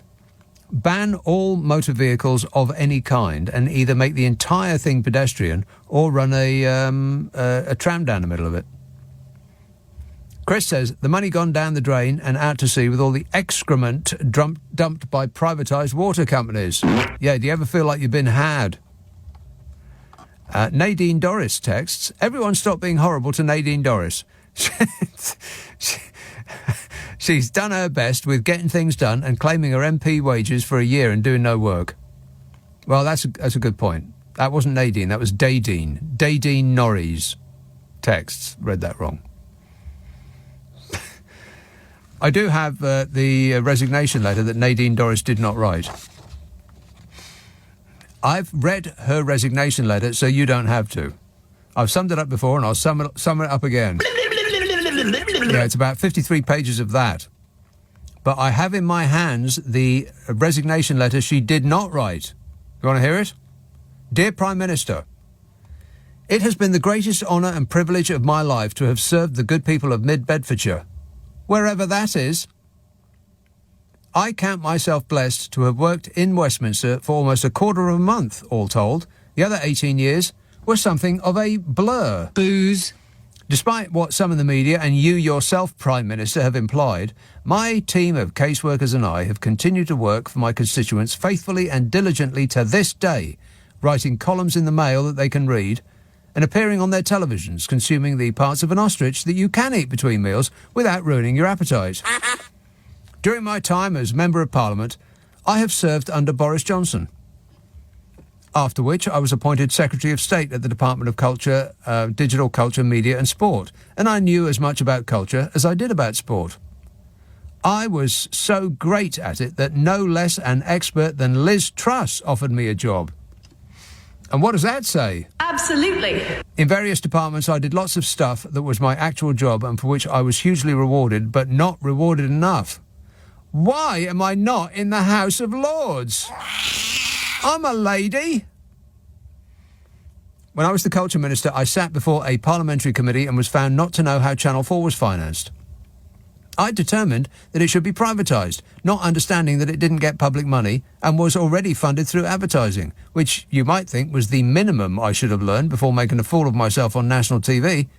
But making a fool of myself on national TV is one of my greatest talents. I also thought that Channel 5 had been privatised when it had never been owned by the public at all, so I suppose it was par for the course. Is that why I haven't been elevated to the House of Lords? Because if you can only get in if you know stuff, then that's highly discriminatory to those of us who don't. Plus, it's a bit strange, don't you think, that I, a very popular and talented minister, was cruelly ignored for receiving the title Lady by mysterious dark forces? The same dark forces that got rid of Liz Truss and Boris Johnson. What did they do wrong? Apart from everything that we know about both of them. So when I resigned with immediate effect, what seems like years ago, I decided to use my time between writing a column and hosting a TV show to become an investigator and find out who those dark forces are. First, I looked into why a serial liar, cheat, philanderer, lawbreaker, work-averse, needy, Russia-loving money hound such as Boris Johnson should have been cruelly removed from the post he was so obviously unsuited for. And I spoke to a lot of people. And do you know what they said, Mr. Rishi so-called Sunak? They said, "Why do you think, you addled harridan?" Case proved, I think. So it became obvious to me that the book What I Wrote about ministers not being up to the job and reneging on their duty to their constituents was incompatible with me doing my job. I mean, there's only so many hours in the day. So I decided to leave while my reputation was in tatters, to show what a total piece of work you are, Rishi Sunak, with your teeth and your hair and your shoes. You tore up Boris Johnson's manifesto, which included, and was limited to, getting Brexit done. And you replaced it with all the things that darling Boris was going to do anyway, like enriching the rich and empowering the poor. But at least he was gorgeous and funny and carefree while he was doing it. And you aren't, Rishi Sunak, with your suits and your hair and those eyes, like a little puppy's eyes after it poops on a kitchen floor. The worst thing is that you, Rishi, have demeaned the office of parliamentarian. Not like me. I've always been a lady. Why can't I be a real one and sit in the House of Lords forever, gifting the nation my wisdom and working-class, no-nonsense common sense? It's confusing to my millions of supporters who will always think of me as Lady Dorries, princess of their hearts. And unlike you, Prime Minister, I will never put my personal ambition and monetary reward above my duty to my people. And you will be able to read about that in my weekly column and TV shows and forthcoming book. I will now take time opening my thank you for leaving cards and spend the rest of my days in a dusty room wearing my best dress like Miss Havisham, who was also cruelly jilted, and David Dickens wrote a whole book about her, so no. Yours, the honourable member for nowhere, Nadine Dorries. For availability, please contact my office and I'll get back to you straight away. Seriously, I'll call you right back. Nick Abbott on LBC. Call 0345 6060 973. So they opened their big mouths and out came talk. Talk. Let's talk to Judy in Belsize Park. Judy. Hello. God, I don't know how I follow that. I'm ringing you about your HS2 problem. Oh, yeah. The station you wanted to know the name of, sorry, my grammar, is Old Oak Common. Right, yeah, that sounds about right. Yeah, where on earth is Old Oak Common? Does anybody have any idea? I think it's somewhere near North Acton Way and Wormwood Scrubs Prison. Right, which is exactly where your international business person wants to be dropped. Yes. However, it gets better. It doesn't stop at the airport in Birmingham on the way up. It doesn't stop at the National Exhibition Centre in Birmingham, right, which is a very popular place for people to go. Correct. And it doesn't go into New Street, which is the main station in Birmingham. It's an excellent facility, New Street Station. It doesn't go there. It goes in. It goes into Curzon Street. Right. Which is less of an excellent facility. It's absolutely staggering how bad it is. I mean, it's almost like a comedy film.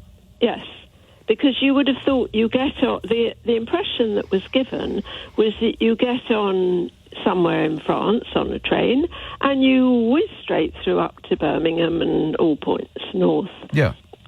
But you don't. And if you have luggage, which most people have... Mm-hmm. You are forever getting on and off a tube and a bus and a train. It's just incredible. It really is. I mean, it has to be the worst infrastructure project that has ever been devised by humankind. Yes. Well, we live actually in Belsize Park. We're quite near to some kind of thing they were building along a line that goes through here that was a kind of extract system. Right. And now it's all been boarded up. Yeah, abandoned. Well, I know it's temporarily closed. It's not abandoned. It has not been abandoned. It is temporarily closed. Yeah. Like this country should be temporarily closed. Yeah. Maybe we could try switching it off and on again. Yes, but anyway, so I just thought I would fill you in, and if you're planning to go to Birmingham, actually the journey will now take longer, won't it? Yeah, I might as well walk there. Yep. So, and also, if you've got time, can I just irritate you? Go on. I know you're a Pink Floyd fan. Yeah. I have a very, very, very, very close relative who was at Hull University, never did any work there, on the entertainment committee when Pink Floyd played at the Lawns at the University of Hull during their rag week, and therefore met them all. Well, that must have been a very long time ago. It was in the late 60s. 60s, yeah. Yeah. So I just thought I'd irritate you. Yeah, no, never meet your heroes. That's my one of my many mottos, and I think that's pretty good advice. Because the first rocker that I was really a fan of when I was about sort of 13 or 14, and I stopped listening to Mud and The Sweet and bands like that. I've never heard of them, but then I'm very, very old. Well, you must have heard of Mud and The Sweet. No. Are you ready, Jim? Uh-huh. You know, all of that. No. You don't know The Sweet? Anyway, excellent band, but very, very poppy. In the 1970s, there was a lot of glam bands, and The Sweet and Mud and the Rubettes, and the person that you can't mention anymore, Gary, that one. Yeah. Yeah, all of that. That was all over Top of the Pops. And you know, I was like fully on board with all that stuff. Loved it. Still do, actually. I mean, some of those old singles are just great. But my first sort of adult rock choice, and it was because I listened to John Peel, and he played either side of the news. I remember this distinctly. He played both versions of Turn to Stone. And he said, afterwards, he said, no, I'm going to some university or other to do a gig tonight, and I'd welcome a request for either version of Turn to Stone because I think it's a fine number. Can you imagine going to a gig and hearing slow rock music? It's just terminal. I've got no idea what he was like live, but I listened to this, I thought, wow, this is off the scale great. And so Joe Walsh was my first sort of rock hero, and I had a chance to meet him because I used to work for a rock station. And he was coming in doing an interview right after my show. And I made sure I left the building instantly so as I wouldn't even see him, let alone meet him, because I thought it can only go badly. Even if he's great, then it won't increase in my estimation. So there is only a downside, so I just left. That's probably good advice. Oh, so you never met him? Never meet your heroes. No. Oh. So does that mean none of us should ever meet you? Correct. Oh, that's a shame. Neither should I be your hero, Judy. Well, I didn't say you were, but... You implied it. All right, well, thanks for the bad news about HS2. Yes, All okay. Right. Cheers, my dear. Keep your eyes peeled on that temporarily abandoned space and let us know if anything happens immediately, if not sooner. Perry says, missing perhaps missing perhaps the missing monies have been spent on wallpaper, a garden swing, wine cooler, karaoke machine and post-party cleaning items, etc. From one of Boris Johnson's business meetings. Yeah, I mean, that must cost billions, wiping down the vomit off the walls. You imagine getting the stains out of the soft furnishings, Bodge? Yeah. Wait a minute. Chris texts, this country will not change meaningfully until our base mindset changes. Money should care for people, not itself. I remember when politicians respected their office, boring, stiff and intelligent. Now they're just playing to the media. Our dumbing down will be our downfall. Yes, I think that's probably right. You know, things are playing out exactly like has been predicted in two films, and I keep going on about these films. You must put them on your to-watch list. One's called Idiocracy, which is a pretty base comedy about a future in which the human race has evolved to become incredibly stupid. And it used to be a comedy about the future. Now it's a documentary about the present. But you need a couple of beverages before you watch it. Booze. It's done by the guy who did Beavis and Butthead, so that gives you an idea of the level we're at. It's called Idiocracy. Made me laugh a lot. The other one is a more cerebral work, and it's called Don't Look Up. And it was almost like a scene from that film that played out a couple of days ago, but maybe a week or so ago, on a TV news channel. And it was a couple of presenters who were being told what happens to people when the temperature gets so hot that their bodies can't cope anymore. And they were just laughing at this guy who was... he couldn't quite believe the response that he was getting to... And he was basically talking about climate change. And the position of this station, for whatever reason... I have my suspicions, is that climate change is not a thing, and if you are concerned about the planet that we're living on, then that is woke. You know, that's the level that we're at here. Moronic. And they were just laughing at this guy, and it looked as though it had been taken straight out of the film Don't Look Up. If you haven't seen it yet, it's on Netflix. And by the way, somebody... one of the things about Netflix that really irks me massively is when you go down the choice, it starts playing immediately. If you've got Netflix, then you may have been annoyed by that too. And I was talking to Carol McGiffin about this. Oh, right, yeah. On that podcast that we do. Oh, right, yeah. And somebody sent in the information that you can stop it doing that. And it's a lot... Well, okay, maybe a bit of an exaggeration to say it's life-changing, but it certainly improved my life a small degree. You can stop it doing that. It's so annoying. I hate knowing anything about a film or a TV programme before I've seen it, because they'll usually spoil it for you. They'll take the most exciting part and they'll show you that bit, you know, like a movie trailer, stuff like that. Drives me up the wall. And Netflix does that. You go down the choices and it instantly starts playing clips of that choice, I suppose, to tempt you to watch it. And I'm like reaching for the remote to try to mute it so I don't hear, you know, what it is that to spoil what it is that I may be about to watch. Well, if you go to your account online, not on the TV, but go online on your account, you somewhere in the menu, I can't remember exactly where it is, but the menu's not that big. You can go into your account and you can stop it doing that.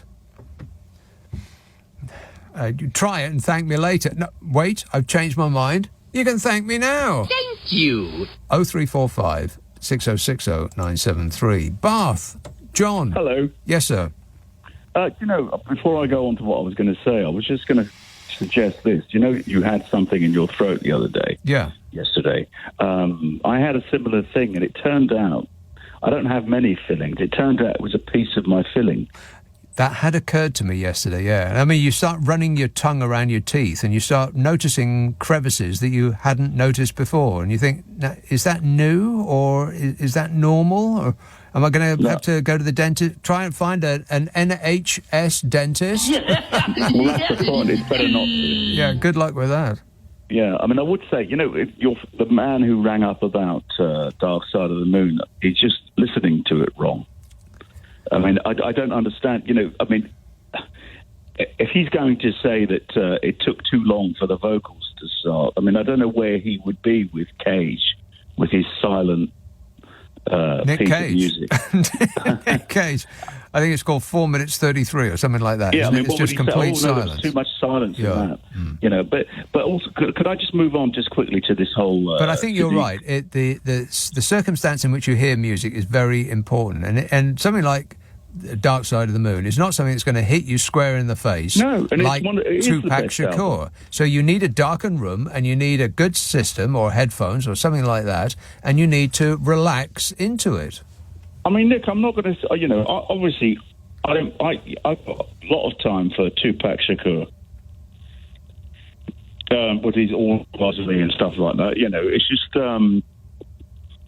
I just don't. You know, you have to take each piece as it is, and not. You know, he wants constant entertainment. This guy clearly, he just wants bangs and whoops. And I mean, what you did was very clever because you just said, "Well, what would you recommend?" And straight away. Well, the things that he recommended were very loud and in your face and instant, like Aerosmith, you know, and Tupac Shakur. I mean, I quite like that album by Tupac Shakur. Yeah, it's very good. But he kept releasing albums even after he was dead, which is quite curious. I know. I'll tell you what, very, you know, very clearly, talented. Yeah. There's talent, and then there's just amazing. But sorry, I'm just trying to light my pipe tobacco. Your cheroot. Yes. Yes. No, what I was going to say also is that there is a certain amount of stealth-like Islamophobia towards Sadiq Khan. And the thing is, though, I'm not a fan. No, I'm not a fan. Well, yeah, but I'm not a fan. But I mean, honestly, they would try to pin him being at the grassy knoll when Kennedy was assassinated.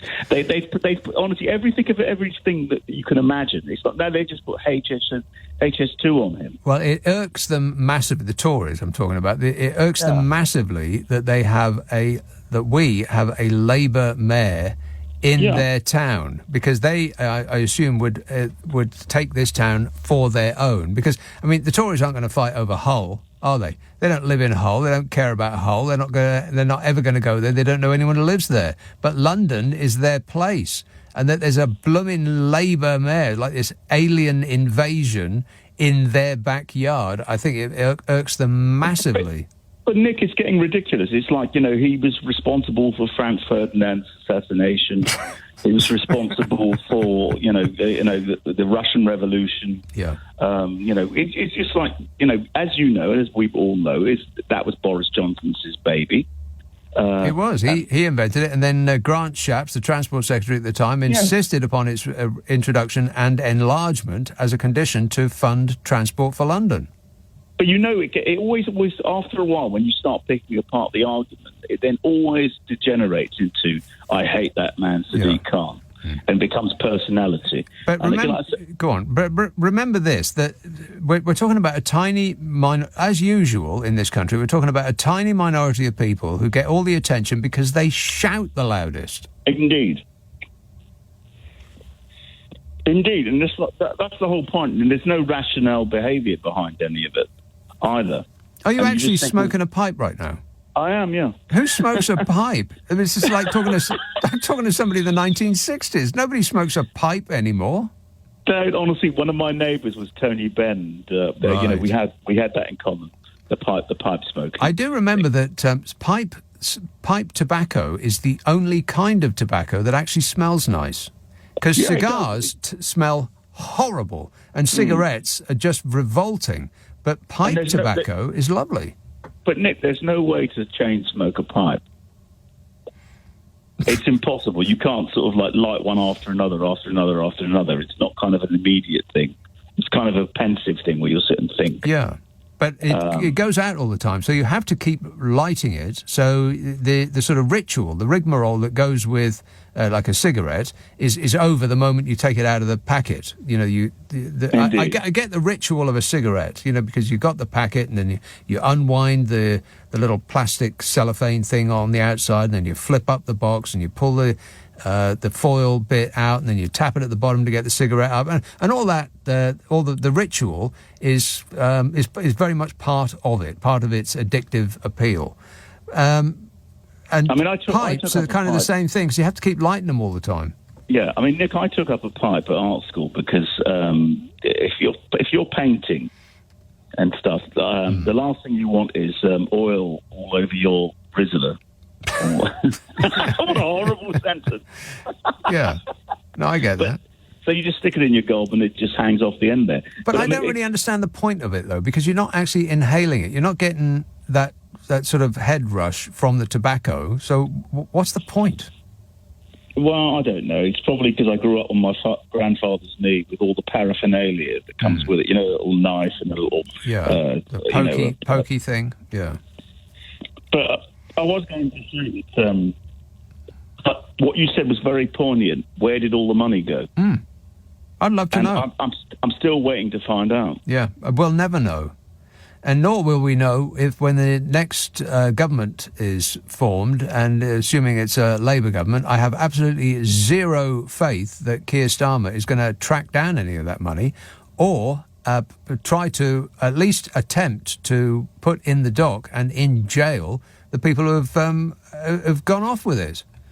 Do you know what I thought your last caller was going to say? Do you know when he said he didn't rate Dark Side of the Moon? Yeah. I thought he was going to say his favourite album is Thriller. That's what I thought was coming. Well, I was holding my breath. That is an excellent album, no doubt about it. But it's it is pop. Yeah, but it's not. It's in a different genre category. From dark. Yeah, but do you know what I mean? It's from Dark Side of the Moon. And but just to say, you said never meet your idols. Stuff like that. If they are your idols. I do a lot of session work, and it's like I've met a fair few of them. And what I would say is that if you're working in a situation in the studio, they're not like an idol. They're just kind of, there are good ones, there are bad ones. Ginger Baker was horrible. So I hear, yeah. Bob Dylan, not so. Really? It all depends on the kind of person it is, sort of thing. There are some horrible people out there. And I understand what you mean. Depends on the day as well. I mean, some lovely people can be having a horrible day, and that might be the day that you meet them, and you'll have that impression of them for the rest of your life. But Nick, this is it. You had a fan at your door yesterday that pretended to be an assistant producer. No, it was probably somebody trying to kind of ingratiate themselves to get involved in your program. I think you got that way wrong. All right, gotta go. Thanks a lot, John. This is LBC with Nick Abbott. Call 0345 6060 973. Tweet at LBC. Text 84850. What number are you calling from? 0345 6060 973. Susan texts, Nick, you say you never meet your heroes. Well, I met George Michael, and he couldn't have been nicer. So I wasn't disappointed with meeting him at all. Says Susan in Glasgow. P.S. It's not raining here right now. Not raining in Glasgow right now. Well, it will be. It will be soon and for the rest of your life, Susan. But that's the danger. I mean, OK, you met George Michael and he was super nice, and that's great. But if he hadn't have been, then you would have been disappointed forever. That's the danger. Because it can only go down. I mean, you went in thinking George Michael was fantastic, I assume. And he met your expectations. But if he hadn't have done, then you would feel less warmly about George Michael. Am I right? 0345 6060 973. Bristol. Hello, Jack. Hey! Jack. How you doing? Good, thanks. How long have you got for me to talk about Dark Side of the Moon? 3 seconds. It's a prog rock album. I can't do 3 seconds. Yeah, it's a prog rock album, yeah. That album changed my life. I heard it first when I was about 10 years old. I'm 35 now. And it made me want to be a professional musician. And where have you gone? Mobile phones, they are rubbish. Can't hear you, Jack. Really? It made you want to be a professional musician. That's the last thing that we heard. And how did that work out? Well, I am one. And Great. I have been since I was 15. Excellent. How's business?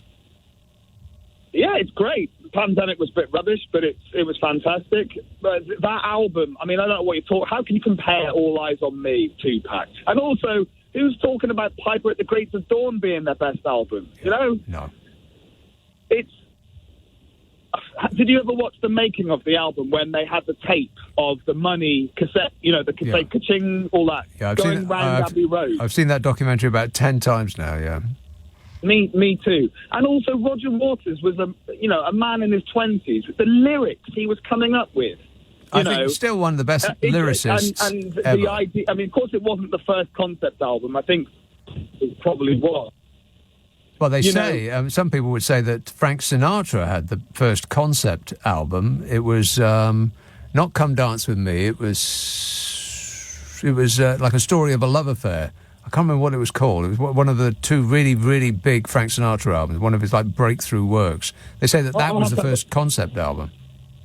I didn't know that. Yeah. But there's a chord that Rick Wright plays in Breathe just before the vocals come in, and it's not 6 minutes in or whatever. I don't know what the guy was talking about. It's about 1 minute in on Breathe. It goes dun dun dun breathe. Yeah. Now that the first Rick Wright. He was inspired by a chord he heard on a Miles Davis album. I believe it was Kind of Blue. Kind of Blue, yeah.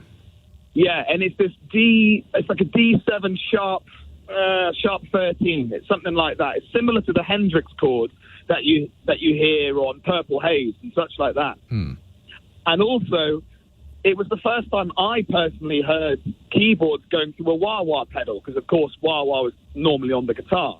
I was like, it blew me away, the sound.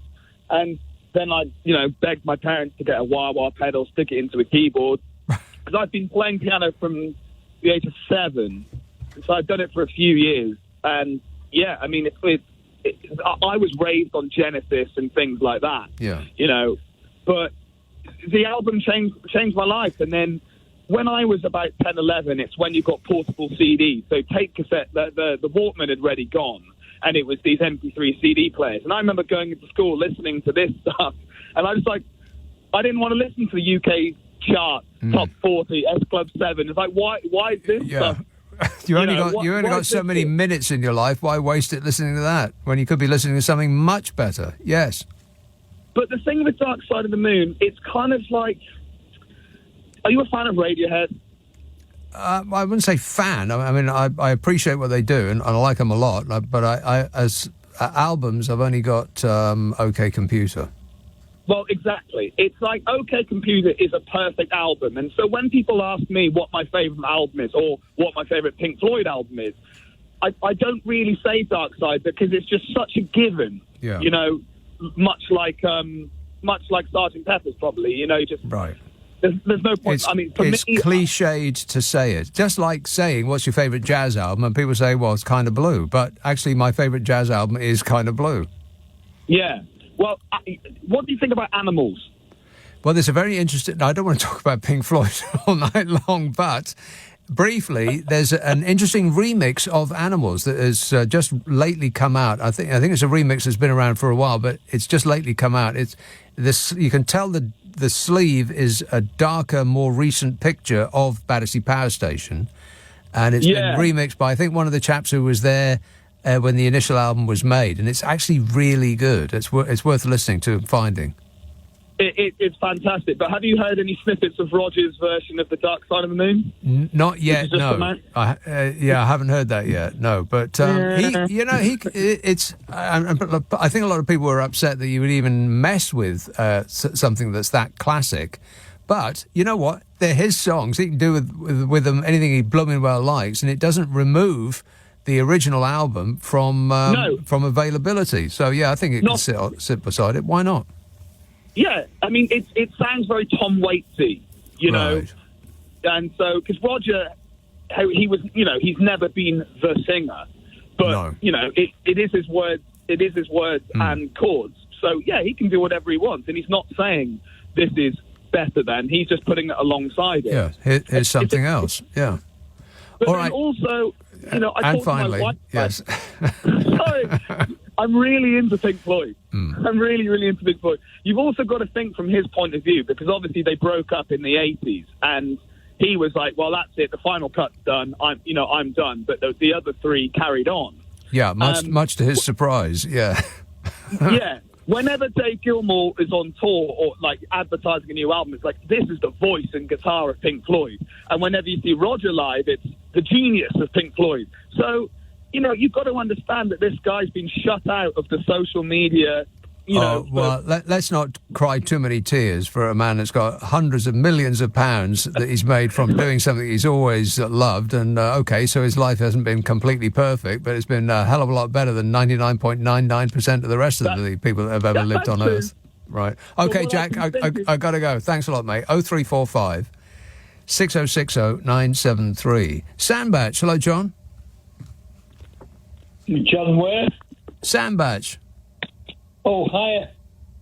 You were talking about the crooks and the money.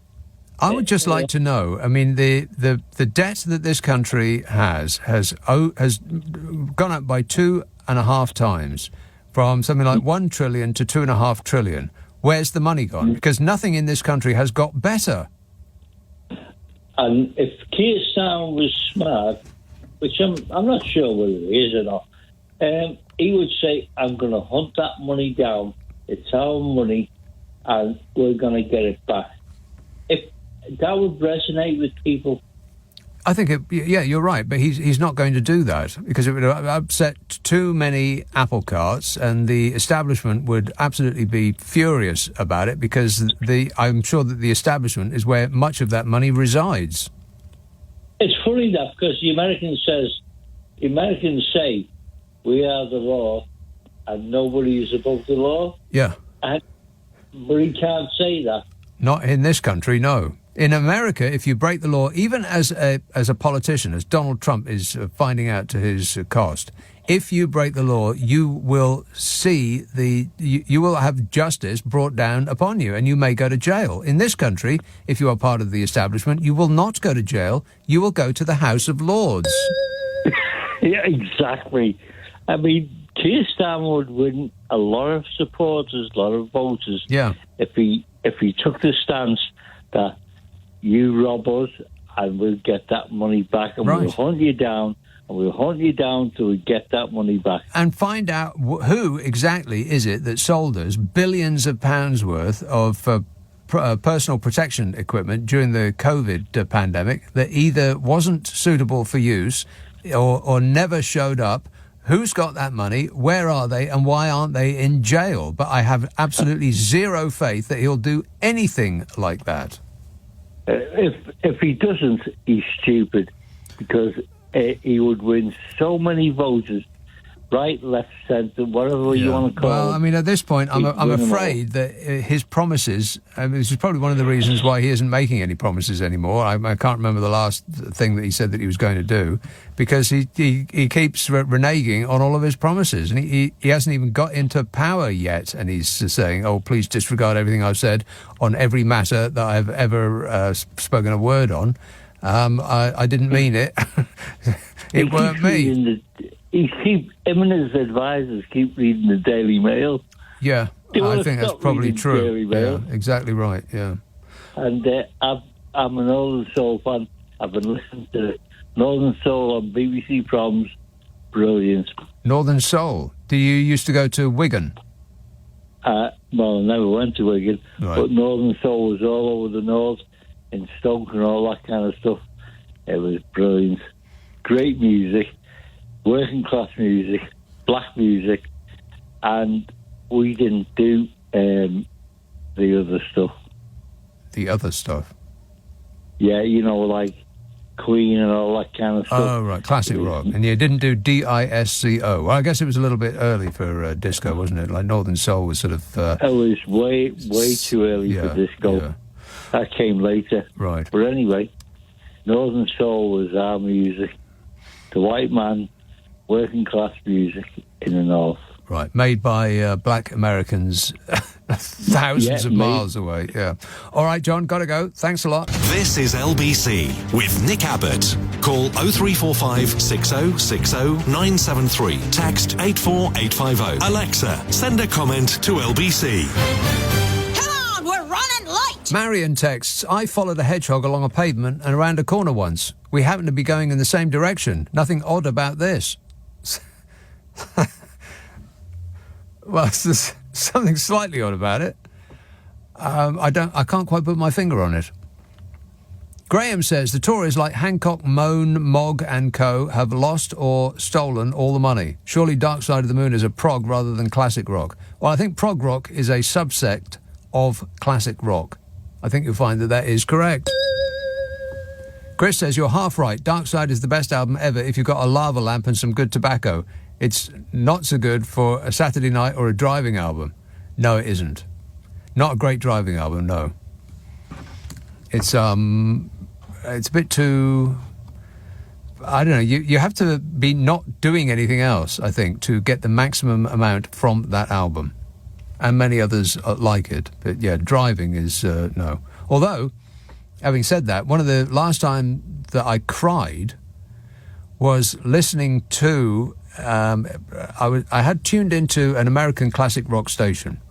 You can, I was just tuning around on my phone while I was driving, and they played a live version of Comfortably Numb, and I found myself with tears streaming down my face at the guitar solo.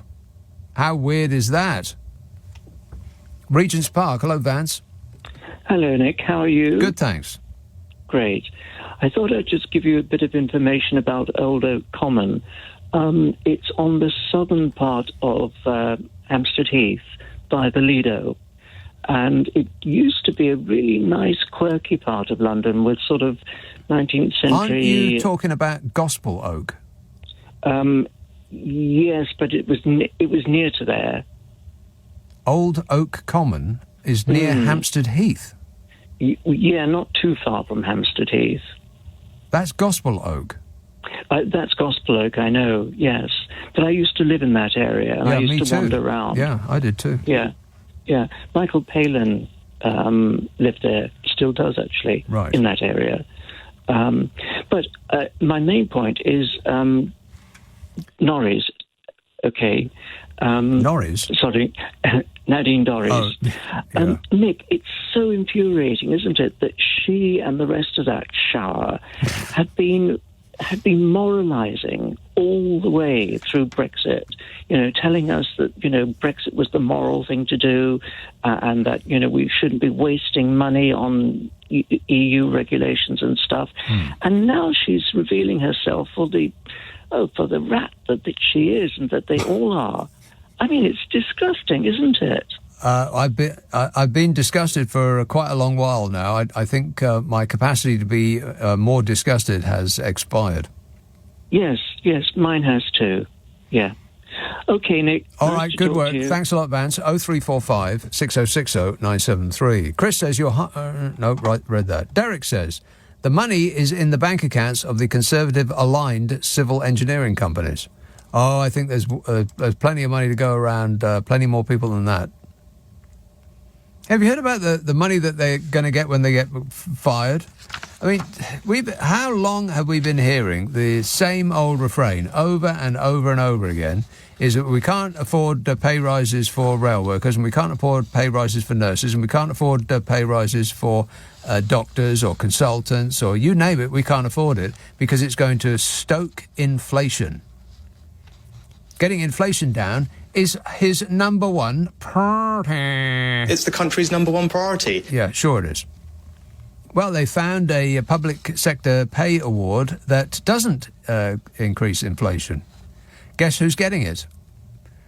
Following a new ruling by the Independent Standards Authority, MPs who lose their seats or step down at the next general election are going to receive double the compensation they would have got under the new rules. What? Yeah.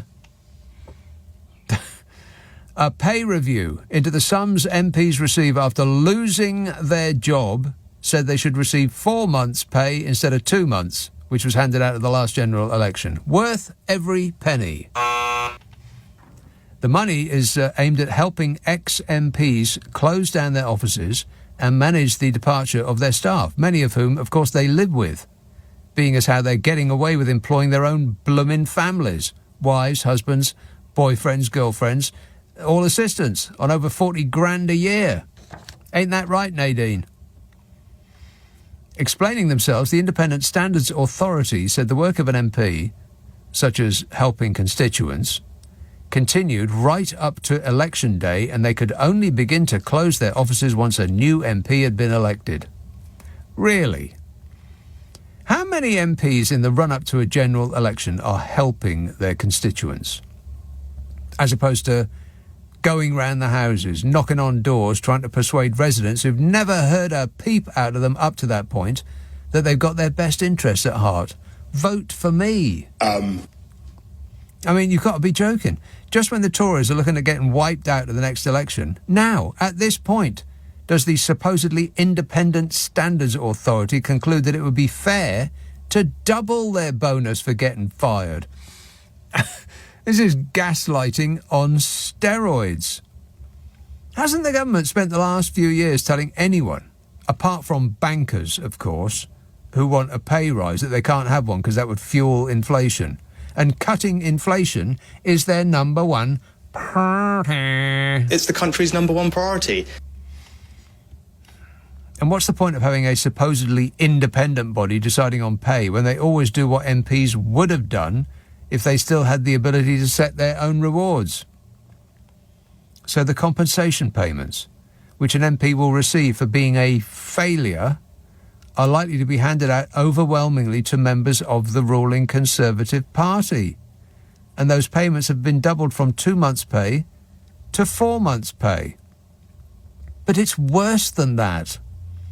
Because as recently as 2019, an MP fired for being useless got 5,250 quid. Now, 28 grand. More than a nurse earns in a year just for getting chucked out at the electorate's earliest opportunity. And to give you an idea of how much the regime will be costing us even after they've gone, the latest polling puts the Tories on winning 45 seats, plummeting from 365 seats they won in 2019. Was it something they did? Yes. And that could mean 2.3 million quid gets dished out to those ousted from Parliament. And when they were asked how they have the nerve to lay this sting in the tail on us, a report by Parliament found that Westminster's payouts to MPs compared poorly with comparable international democracies. Well, here is the news.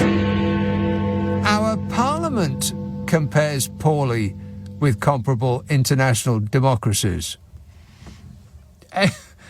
Ain't that right, Fishy? This government will have integrity, professionalism and accountability at every level. Yeah, funny. But not £2.3 million funny. Can you believe it? Here's the call in Barnhurst. Hello, John.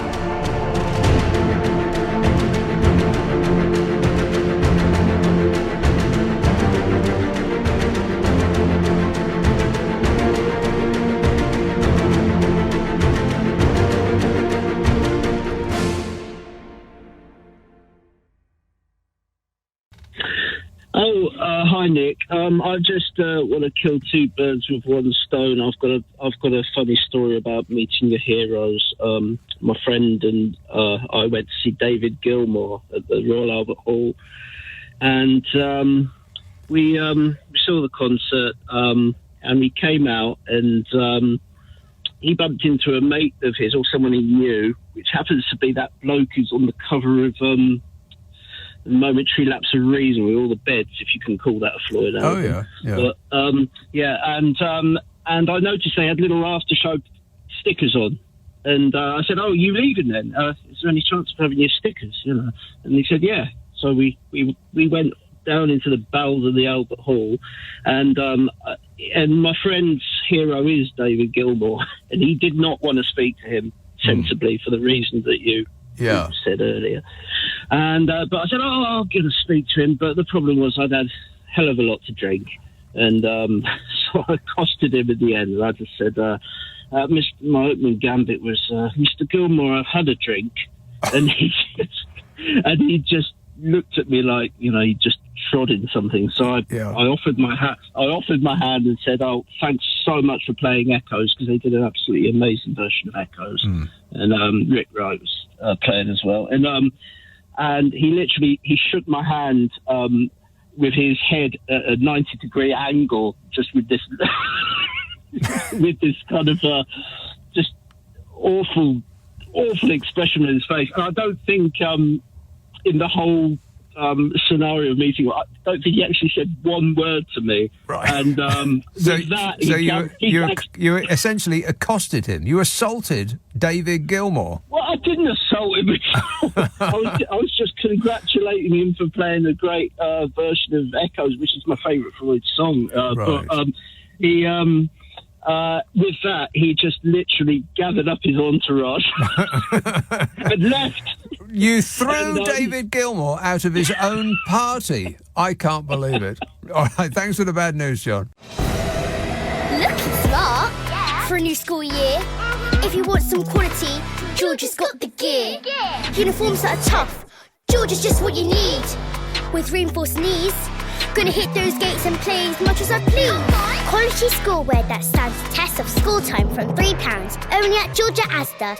In a poll of 40 NetMoms members, 98% would recommend Georgia Asda schoolwear to a friend. Selected as the stores, subject to availability. Delivery charges may apply. Delivery charges may apply. Delivery charges may apply. Delivery charges may apply. Delivery charges may apply. Delivery charges may apply. Delivery charges may apply. Delivery charges may apply. Delivery charges may apply. Delivery charges may apply. Delivery charges may apply. Delivery charges may apply. Delivery charges may apply. Delivery charges may apply. Delivery charges may apply.